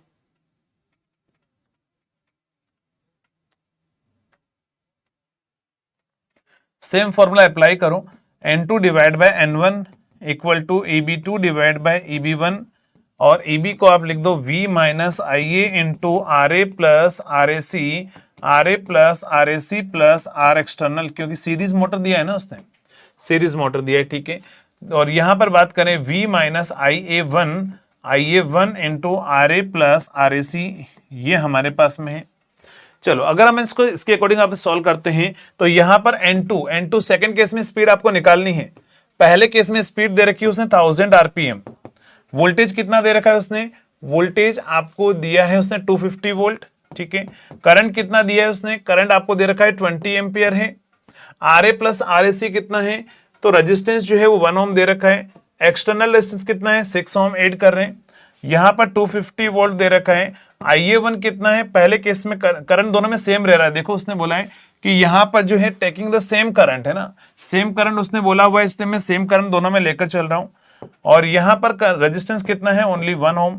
बस आप इसको सॉल्व कर लो तो ये आ जाएगा हमारे पास में 250 में से यहां पर कितना आएगा 140 डिवाइड बाय 250 में से 20, तो यहां से आएगा 110 डिवाइड बाय 230 और इनटू 1000 आप कर लो, तो यहां से आपकी स्पीड आ जाएगी N2, 110 डिवाइड बाय 230 इंटू 1000। चलिए जल्दी से बताओ क्या आंसर आएगा।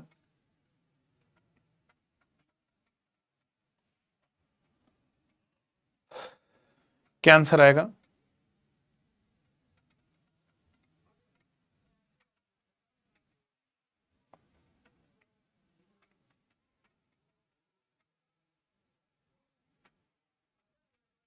सी आंसर आ रहा है। अब यहां से आप इसको सॉल्व कर लो तो ये हमारे पास में आंसर आएगा सी ऑप्शन, ठीक। चलो नेक्स्ट बढ़ते हैं अगले क्वेश्चन पर।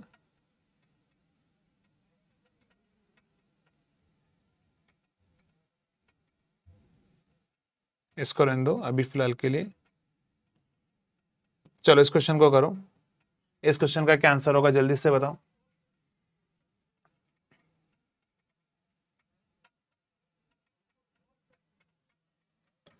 चलिए जल्दी से बताओ यहां पर आंसर क्या आएगा इस क्वेश्चन का। आपसे बोला हुआ है कि 200 volt DC shunt motor delivers power output आपको दे रखा है, पावर आउटपुट आपको दे रखा है, इनपुट आपको दे रखा है, और आपसे बोला था फील्ड वाइंडिंग रेजिस्टेंस आपको दे रखा है, आर्मेचर रेजिस्टेंस आपको दे रखा है। ये बोला है कि maximum efficiency will occurs obtain when the total copper loss are equal to, तो आपको बताइए टोटल कॉपर लॉस कितने होंगे, ये आपसे बोला गया है ना। आर्मेचर कॉपर लॉस है ना, टोटल नहीं बोल, टोटल आर्मेचर कॉपर लॉस कितना होगा ये आपसे बोला गया है। तो बताओ क्या आंसर आएगा, क्या आंसर आएगा।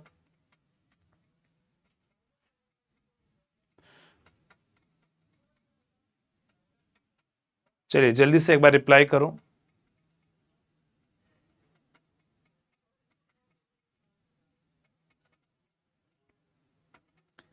चलिए फास्ट रिप्लाई करेंगे एक बार सभी। पहले इसमें आपको तो मैक्सिमम एफिशिएंसी पर निकालना है, और आपको तो मैक्सिमम एफिशिएंसी पर कॉपर लॉस जो होता है या फिर वेरिएबल लॉस जो होता है वो कांस्टेंट लॉस के बराबर होता है ना। तो पहले कांस्टेंट लॉस अगर आपको पता लग जाए कैसे न कैसे करके, तो आप क्या कर सकते हो, आप कॉपर लॉस के बारे में बता सकते हो। कांस्टेंट लॉस अगर आपको पता लग जाता है तो आप यहां पर जो है कॉपर लॉस के बारे में बता सकते हो, क्योंकि कॉपर लॉस जो होगा वही हमारे पास में क्या रहेगा, कांस्टेंट लॉस के बराबर होगा। जल्दी से बताओ क्या आंसर आएगा।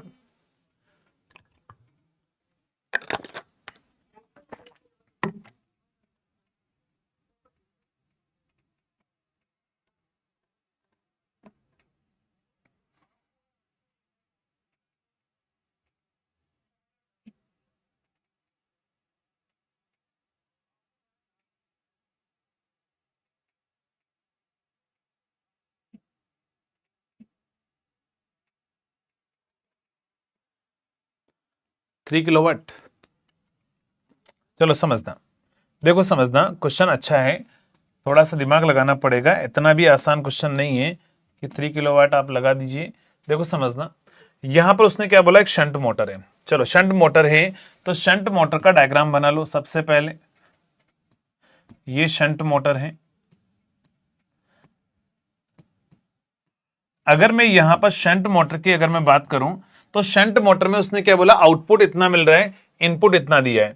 तो यहां पर मोटर को हमने पावर इनपुट दिया है वो हमें पता है, पावर आउटपुट मिल रहा है वो भी पता है। तो लॉस अगर मैं बात करूं तो टोटल लॉस कितने होंगे, टोटल लॉस की अगर मैं बात करूं तो टोटल लॉस क्या होगा, जितना भी मैंने इनपुट दिया है और जितना भी मैंने आउटपुट दिया है उसको आप माइनस कर दो। तो इनपुट में से आउटपुट यानी कि 20 में से 17 माइनस कर दो तो 3 किलोवाट जो है या 3000 वोट 3 किलोवाट, या फिर इसी को आप लिख सकते हो टोटल लॉस जो है, क्योंकि आपको उधर वोट में दे रखा है। टोटल लॉस जो है वो हमारे पास में 3000 वोट हमारे पास में होंगे। ये टोटल लॉस है, लेकिन उसने टोटल लॉस नहीं पूछा आपसे ना, उसने टोटल लॉस आपसे पूछा ही नहीं है। ठीक है, उसने टोटल लॉस आपसे पूछा ही नहीं है, उसने आपसे ये पूछा है कि मैक्सिमम एफिशिएंसी की कंडीशन पर हमारे पास में आर्मेचर लॉस किसके बराबर होंगे। क्या बोला मैंने, मैक्सिमम एफिशिएंसी की कंडीशन पर आर्मेचर लॉस किसके बराबर होंगे। तो आप मुझे बताओ, ये जो टोटल लॉस है, टोटल लॉस में कौन कौन से होंगे, एक होगा कांस्टेंट लॉस, एक होगा कांस्टेंट लॉस, प्लस होगा हमारे पास में वेरिएबल लॉस, वेरिएबल लॉस। तो ये हमारे पास में क्या होगा, 3000 होगा। एक काम करो, वेरिएबल लॉस को उसमें से माइनस कर दो। पहले बोल रहे हैं मोटर बोल रहा है, जनरेटर बोल रहा है, ठीक है, यहां पर हमारे पास में मोटर ही बोला हुआ है। तो एक काम करो, यहां पर कांस्टेंट लॉस जो है आप फाइंड आउट कर लो। कांस्टेंट लॉस अगर आप फाइंड आउट करोगे तो 3000 में से क्या करोगे बताओ, वेरिएबल लॉस माइनस कर दो। 3000 में से वेरिएबल लॉस जो है वो आप माइनस कर दो। इससे कम होगा, हाँ 3000 से कम होगा। तो 3000 से कम का एक ही ऑप्शन आपको दे रखा है, देखो ये ऑप्शन ही दे रखा है आई थिंक, तो यही आंसर होगा। अगर निकाल के देख लेते हैं अपन पहले, तो यहां पर क्या होगा, 3000 में से वेरिएबल लॉस आप माइनस कर दो। अब वेरिएबल लॉस अगर आपको निकालना है तो वेरिएबल लॉस निकालने के लिए देखो यहां पर जो है उसने वोल्टेज दे रखा है, शंट फील्ड वाइंडिंग का रेजिस्टेंस दे रखा है 50 ओम, आर्मेचर रेजिस्टेंस उसने दे रखा है कितना है 0.4 ओम, 0.4 ओम यहां पर दे रखा है। उसने वोल्टेज यहां पर दे रखा है कितना है, वोल्टेज जो है वो 200 वोल्ट उसने दे रखा है। आर्मेचर करंट उसने दे रखा है क्या, नहीं दे रखा है। चलिए आर्मेचर करंट आपको उसने जो है वो नहीं दिया है, आर्मेचर करंट जो है उसने नहीं दिया है, ठीक है। तो यहां पर कोई दिक्कत नहीं, यहां से आपके पास में क्या होगा, इनपुट वो दे रहा है ना, इनपुट आपको दे रहा है। देखो समझना, अगर उसने आर्मेचर करंट नहीं दिया तो इनपुट दिया है उसने ना, इनपुट दिया है 20। तो एक काम करो, यहां से लाइन करंट आप निकाल लो। कैसे निकालोगे, 20 किलोवाट में 200 का डिवाइड कर लो। तो यहां से कितना आ रहा है, लाइन करंट क्या होगा, लाइन करंट होगा 20 किलोवाट डिवाइड बाय कितना है 200 वोल्ट है। तो 100 एम्पियर करंट जो है वो अंदर जा रहा है, 100 एम्पियर करंट अंदर जा रहा है। तो यहां से कितना जाएगा, यहां से 4 एम्पियर करंट जाएगा। कैसे पता लगा, शंट फील्ड वाइंडिंग का करंट होता है 200 डिवाइड बाय आरएसएच। अरे आईएसएच करंट कितना होगा, V डिवाइड बाय आरएसएच। तो 200 डिवाइड बाय क्या होगा 50 हमारे पास में होगा, तो ये आएगा 4 एम्पियर करंट आएगा। तो यहां पर कितना जाएगा समझना, आर्मेचर रेजिस्टेंस में कोई मिस्टेक है, देखते हैं अपन, है ना। आर्मेचर रेजिस्टेंस जो है 0.04, यहां दोनों में हिंदी इंग्लिश में सेम दे रखा है, निकाल के देखते हैं। चलो देखो यहां पर 200 दे रखा है, ये हमारे पास में 100 है, इधर 4 एम्पियर करंट है। तो यहां पर कितना जाएगा, आर्मेचर करंट जो है वो हमारे पास में आ जाएगा 96 एम्पियर। पहले एक बार बताओ, यहां तक जो समझाया वो समझ में आ गया, एक बार जल्दी से बताओ, यहां तक जो मैंने समझाया है वो समझ में आ गया, एक बार जल्दी से बताओ, जल्दी से बताएंगे। ये समझ में आ गया है, ये समझ में आ गया है, यहां तक वाला पार्ट मैंने क्या क्या किया है इस क्वेश्चन में। मैंने सबसे पहले टोटल लॉस निकाला है, फिर टोटल लॉस को लिख दिया constant loss plus variable loss. अब मैं काम करना चाह रहा हूं, वेरिएबल लॉस पर एफर्ट लगाना चाह रहा हूं। वेरिएबल लॉस पर एफर्ट लगाने के लिए मैंने फिर करंट निकाला, करंट निकालने के बाद में आर्मेचर करंट निकाला। अब आप मुझे बताओ आर्मेचर लॉस कितने होंगे। तो यहां पर आर्मेचर लॉस, एक काम करो, यहां पर जो है मैं पेन चेंज कर लेता हूं थोड़ा सा। यहां पर जो आर्मेचर लॉस अपन निकाल रहे हैं वो आर्मेचर लॉस क्या होंगे, आर्मेचर लॉस क्या होंगे, तो आर्मेचर लॉस होंगे आई ए स्क्वायर इंटू आर ए, तो 96 का स्क्वायर इंटू आर ए कर लो, आई ए स्क्वायर इंटू आर ए, तो 96 का स्क्वायर इंटू 0.04, तो यहां पर आप सॉल्व कर लो जल्दी से, बताओ 96 का स्क्वायर को 0.04 से मल्टीप्लाई कर रहे हो, कितनी वैल्यू आ रही है, ये वैल्यू कितनी आ रही है जल्दी से बताओ, ये वैल्यू कितनी आ रही है, 368.64 आ रहा है, 368.64 आ रहा है। चलिए 368.64 जो है, आप क्या करो, इसको इसमें से माइनस कर दो, तो 3000 में से आप माइनस कीजिए 368.64, तो बताओ ये वैल्यू कितनी आ रही है, बताओ माइनस करो, 3000 में से 368.64 माइनस करो, ये कितना आ रहा है बताओ, 3000 में से 368.64 अगर हम माइनस करें तो यहां पर ये वैल्यू कितनी आ रही है, 2632 के लगभग आ रही है क्या, चलिए जल्दी से बताओ ये वैल्यू कितनी आ रही है। अब बस आप करते जाओ ना, आप यू मत बोलना कि सर क्यों कर रहे हो ऐसा, ठीक है 2632 अप्रोक्स आ रहा है, कितना आ रहा है, अप्रोक्सीमेटली आ रहा है 2632 है ना, 2632 है ना,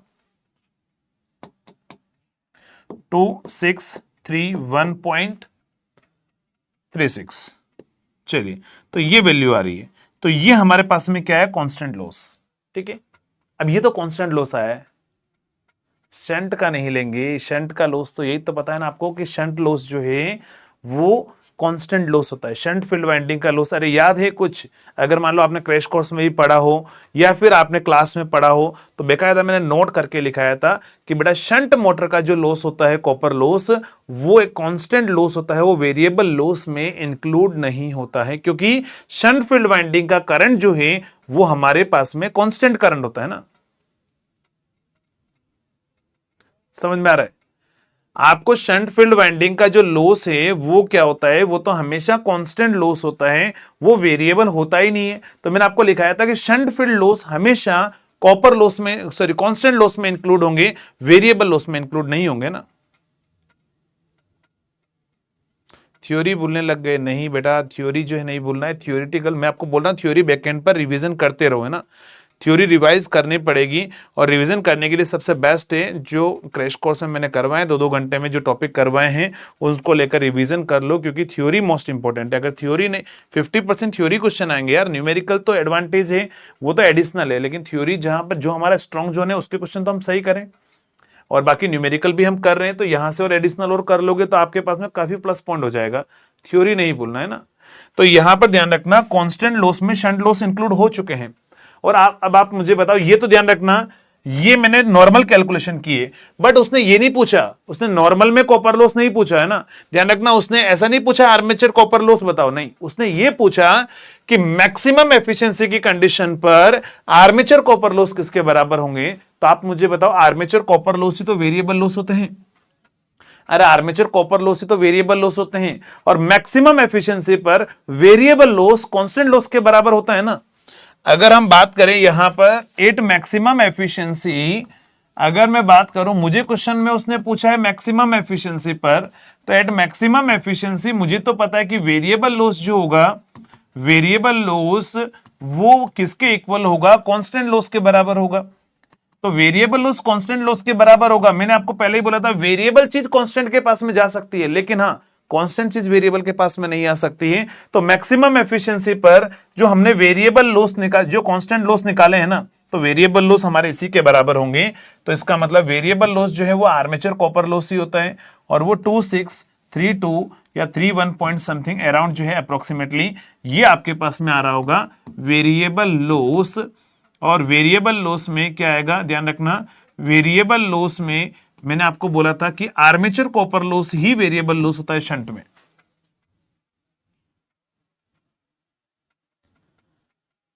समझ में आ गया? तो अच्छा एग्जांपल है, बहुत अच्छा एग्जांपल है, मतलब ये एग्जाम्पल जो है ना हर कोई नहीं कर पाएगा। और पता है अगर एग्जामिनर अगर मैं होता तो मैं तो बनाने, जब अगर मैं पेपर बनाता तो मैं ये वाला ऑप्शन भी रखता है ना, ये वाला भी ऑप्शन में रखता, पहला ऑप्शन में यही रखता, तो मैक्सिमम 99% स्टूडेंट जो हैं बस यही कॉपर लॉस यहां पर लगा के आंसर आ जाते, जबकि वो गलत होता, क्योंकि हम मैक्सिमम एफिशिएंसी पर पूछना चाह रहे हैं।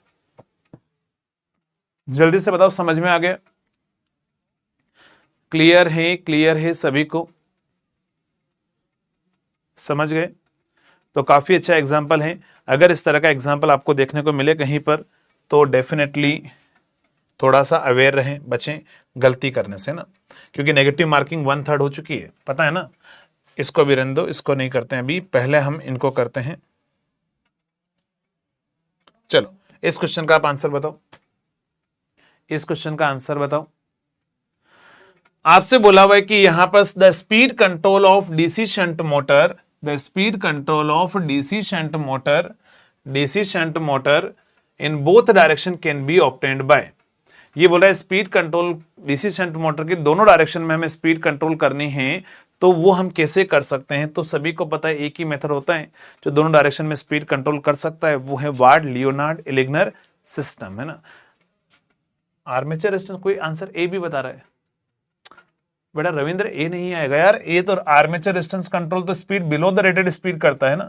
यहां पर ध्यान रखना, वार्ड लियोनार्ड इलिग्नर सिस्टम जो है वो हमारा आंसर रहेगा, वार्ड लियोनार्ड इलिग्नर सिस्टम है वो हमारा आंसर रहेगा। चलो इस क्वेश्चन का आप आंसर बताओ, सॉल्व करो। डीसी शंट मोटर है, फॉलोइंग कैरेक्टरिस्टिक्स, आर ए आपको दे रखा है, आर एफ आपको दे रखा है, बेस स्पीड आपको दे रखी है, वोल्टेज आपको दे रखा है, नो लोड करंट आपको दे रखा है, what is the speed will this run while delivering, इतना आपके पास में इतना टॉर्क डिलीवर कर रहा है, तो स्पीड आपसे पूछी हुई है। चलो जल्दी से बताओ क्या आंसर आएगा, चलिए जल्दी सॉल्व करो।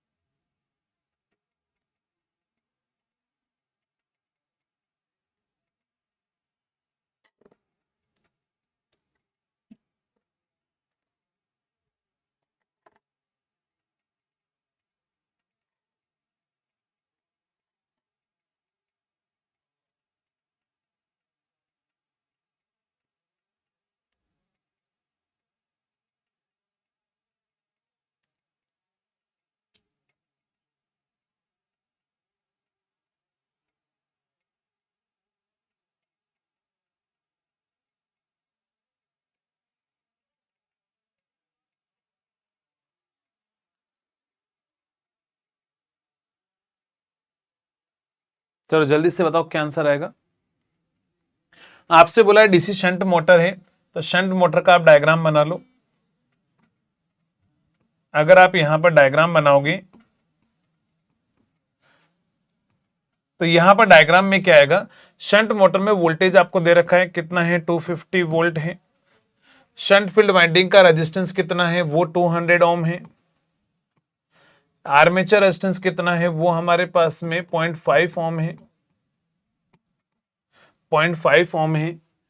नेक्स्ट हमारे पास में नो लोड करंट कितना है, नो लोड करंट 5 एम्पियर है, ध्यान रखना आई नोट है ना, नो लोड करंट 5 एम्पियर है, नो लोड करंट 5 एम्पियर है।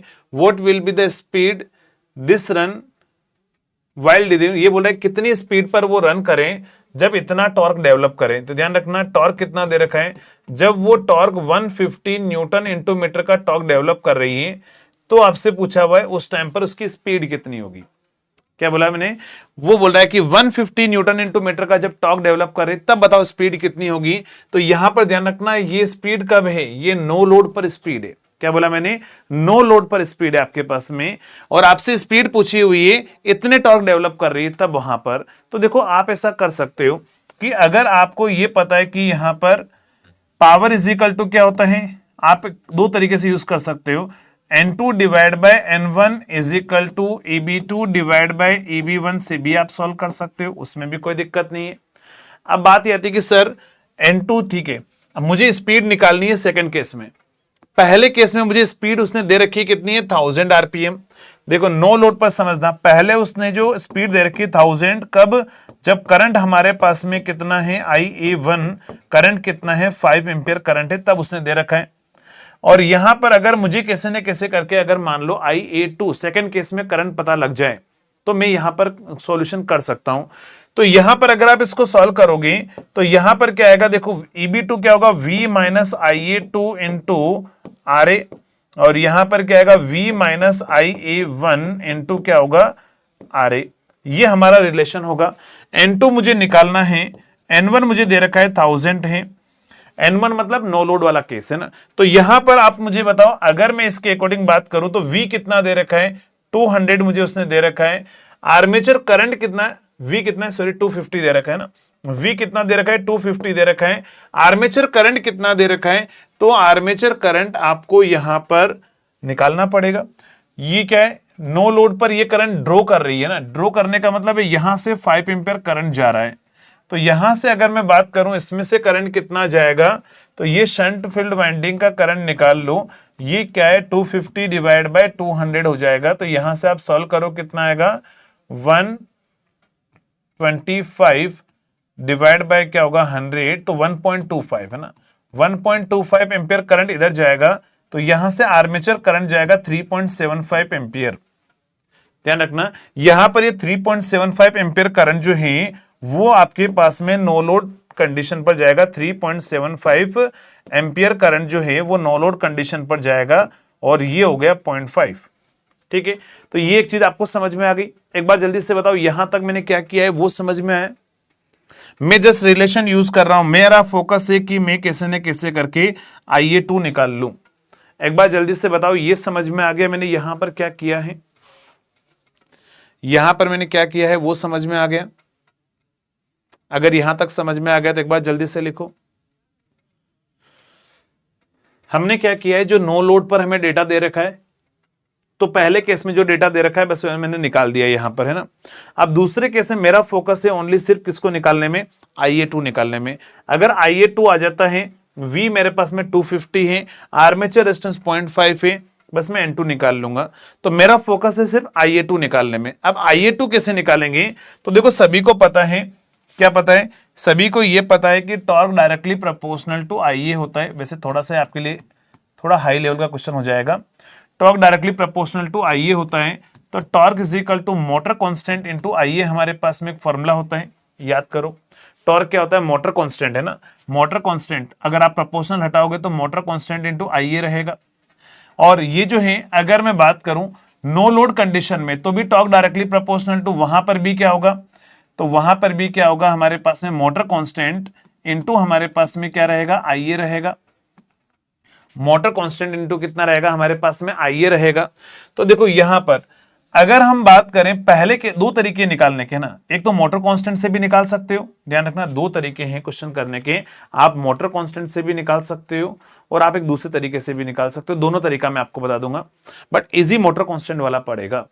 तो देखो ये है ना, ये मैं लिख रहा हूं फर्स्ट केस में, ये फर्स्ट केस में लिख रहा हूं मैं, फर्स्ट केस, और ये मैं लिख रहा हूं सेकंड केस में।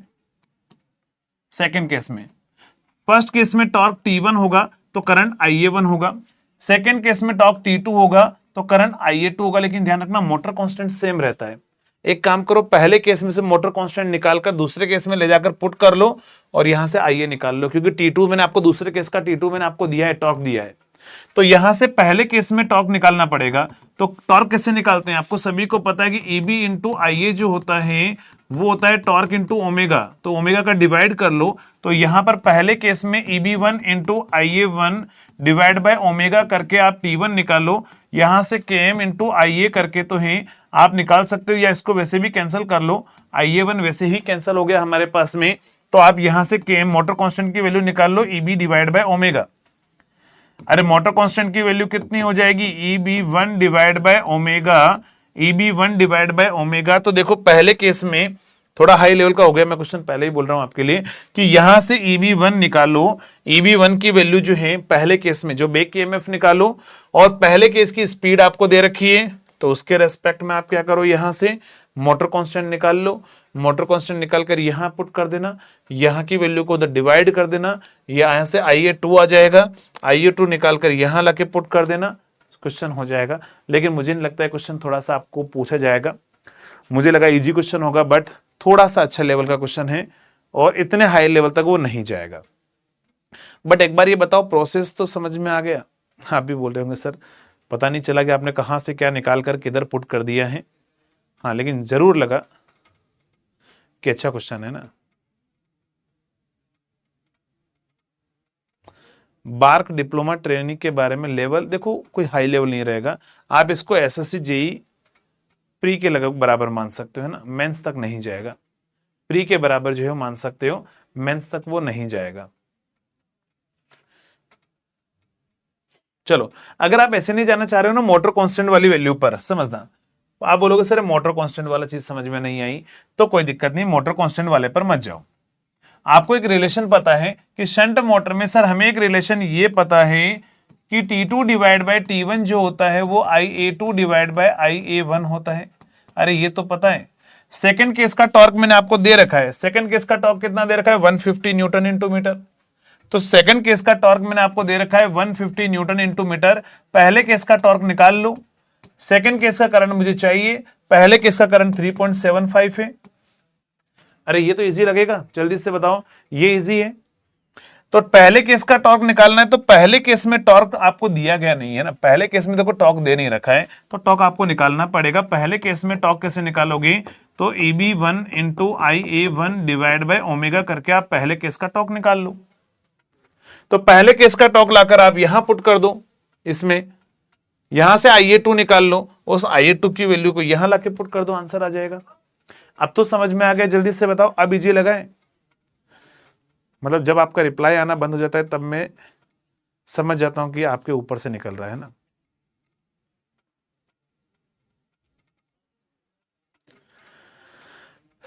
जल्दी से बताओ, ऐसे निकाल लोगे?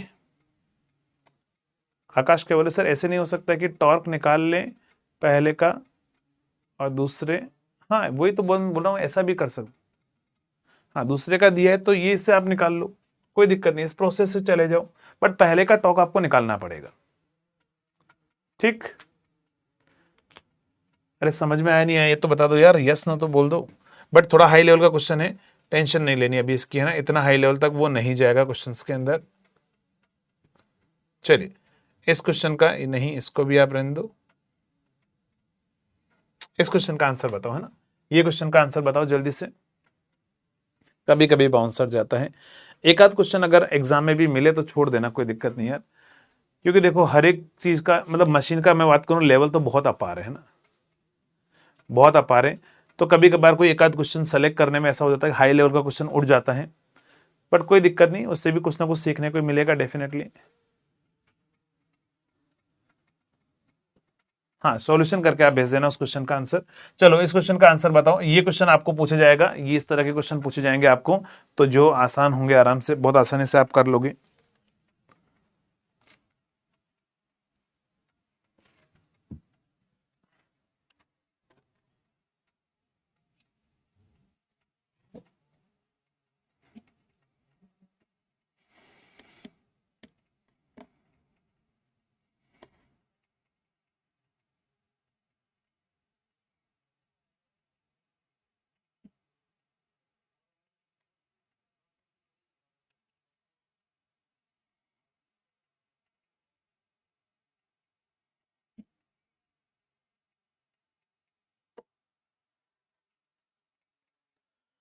चलो जल्दी से बताओ, आपसे बोला कंपाउंड जनरेटर है, लॉन्ग शंट है, पैरामीटर आपको दे रखा है, और इंड्यूस्ड ईएमएफ जो है वो आपसे पूछा गया है।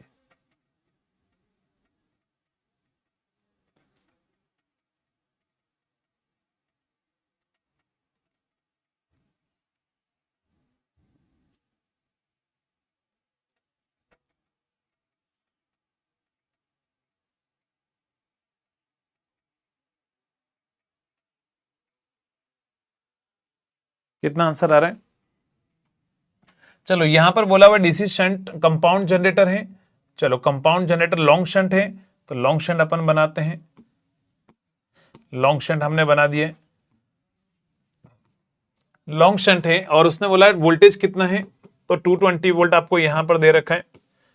सीरीज रेजिस्टेंस 0.05 है। आर्मेचर रेजिस्टेंस कितना है, 0.1 है, 0.1। और यहां पर शंट रेजिस्टेंस कितना है, 80 ओम है। शंट रेजिस्टेंस कितना है, 80 ओम है। लोड करंट कितना है, 150 एम्पियर है। आपसे पूछा है कि इंड्यूस्ड ईएमएफ या जनरेटेड ईएमएफ कितना होगा, तो हमारा फोकस रहेगा आर्मेचर करंट निकालने में। तो पहले आप आईएसएच करंट निकाल लो V बाय RSH करके, यानी कि 220 में आप डिवाइड कर लो 80 का, तो यहां पर आएगा हमारे पास में, यहां से आएगा आईएसएच करंट कितना आएगा 2, यहां से कितना आएगा हमारे पास में 2, यहां से कितना आएगा हमारे पास में, डिवाइड कर लो तो यहां से आएगा 2 पॉइंट समथिंग, जो भी करंट आ रहा है आप निकाल लो, 2.7,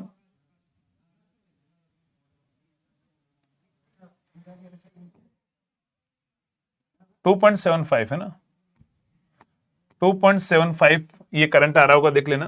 तो यहां से आप आर्मेचर करंट निकाल लो। आर्मेचर करंट यहां पर कितना आ जाएगा, 152.75, 152.75। और ये हमारे पास में आर्मेचर करंट आ जाएगा, बस जनरेटेड ईएमएफ यहां से निकाल लो। Eg इक्वल टू आएगा VT plus IA into RA plus RAC। बस आप सॉल्व कर लो, यहां से आंसर आ जाएगा। कितना आ रहा है बताओ जल्दी से, कितना आंसर आ रहा है, 242.9, 242.9। बी ऑप्शन आ रहा है क्या, जल्दी से बताओ, बी ऑप्शन आ रहा है क्या? यहां से 220 में आपको ऐड करना है, क्या ऐड करना है, तो यहां पर आपको ऐड करना है 152.75, और यहां से कितना है 0.1, और ये 0.05, तो 0.15 हमारे पास में आ जाएगा। चलो, तो यहां से आप आंसर निकाल देना। तो जल्दी से बताओ, आज जितने भी क्वेश्चन किए हैं वहां पर थोड़ा बहुत कॉन्फिडेंस आया है कि अगर मान लो स्पीड में एक्सटर्नल रेजिस्टेंस कैसे ऐड करना है, या टॉर्क अगर हमें पूछा जाए तो हमें कैसे निकालना है, या फिर हमें जो है कंपाउंड, अभी जनरेटर के ऊपर और भी हम न्यूमेरिकल करेंगे, इनके ऊपर और भी हम क्वेश्चंस करेंगे कल के सेशन में। कल ध्यान रखना, कल मैं आपको ट्रांसफॉर्मर के 3 फेज के क्वेश्चन मैं आपको कराऊंगा, और टाइम बचेगा तो फिर अपन जनरेटर के क्वेश्चन पर अपन फिर से जाएंगे ना। क्लियर? चलो, तो एक क्वेश्चन मैं आपको होमवर्क के लिए दे देता हूं। होमवर्क वाले क्वेश्चन के वैसे आप सॉल्यूशन भेजते नहीं हो, कोशिश करना है यार भेजने की। चलो, ये क्वेश्चन आपके लिए होमवर्क के लिए है। आपसे बोला हुआ है 8 पोल डीसी शंट जनरेटर है, 788 वेव आर्मेचर कंडक्टर है, कितनी स्पीड पर रन कर रहा है, कितने लोड को सप्लाई कर रहा है, सारा डेटा दिया हुआ है। आपसे बोल रहा है कि the magnitude of armature current कितना होगा, ये आपसे पूछा गया है ना। तो आर्मेचर करंट जो है इसका मैग्नीट्यूड आप बताना, ये आपके लिए होमवर्क का क्वेश्चन है, तो सॉल्व करना और ट्राई करना। इसके आगे जो भी क्वेश्चन है वो हम कल करेंगे, ठीक? चलिए, ओके। तो तब तक के लिए थैंक यू सो मच।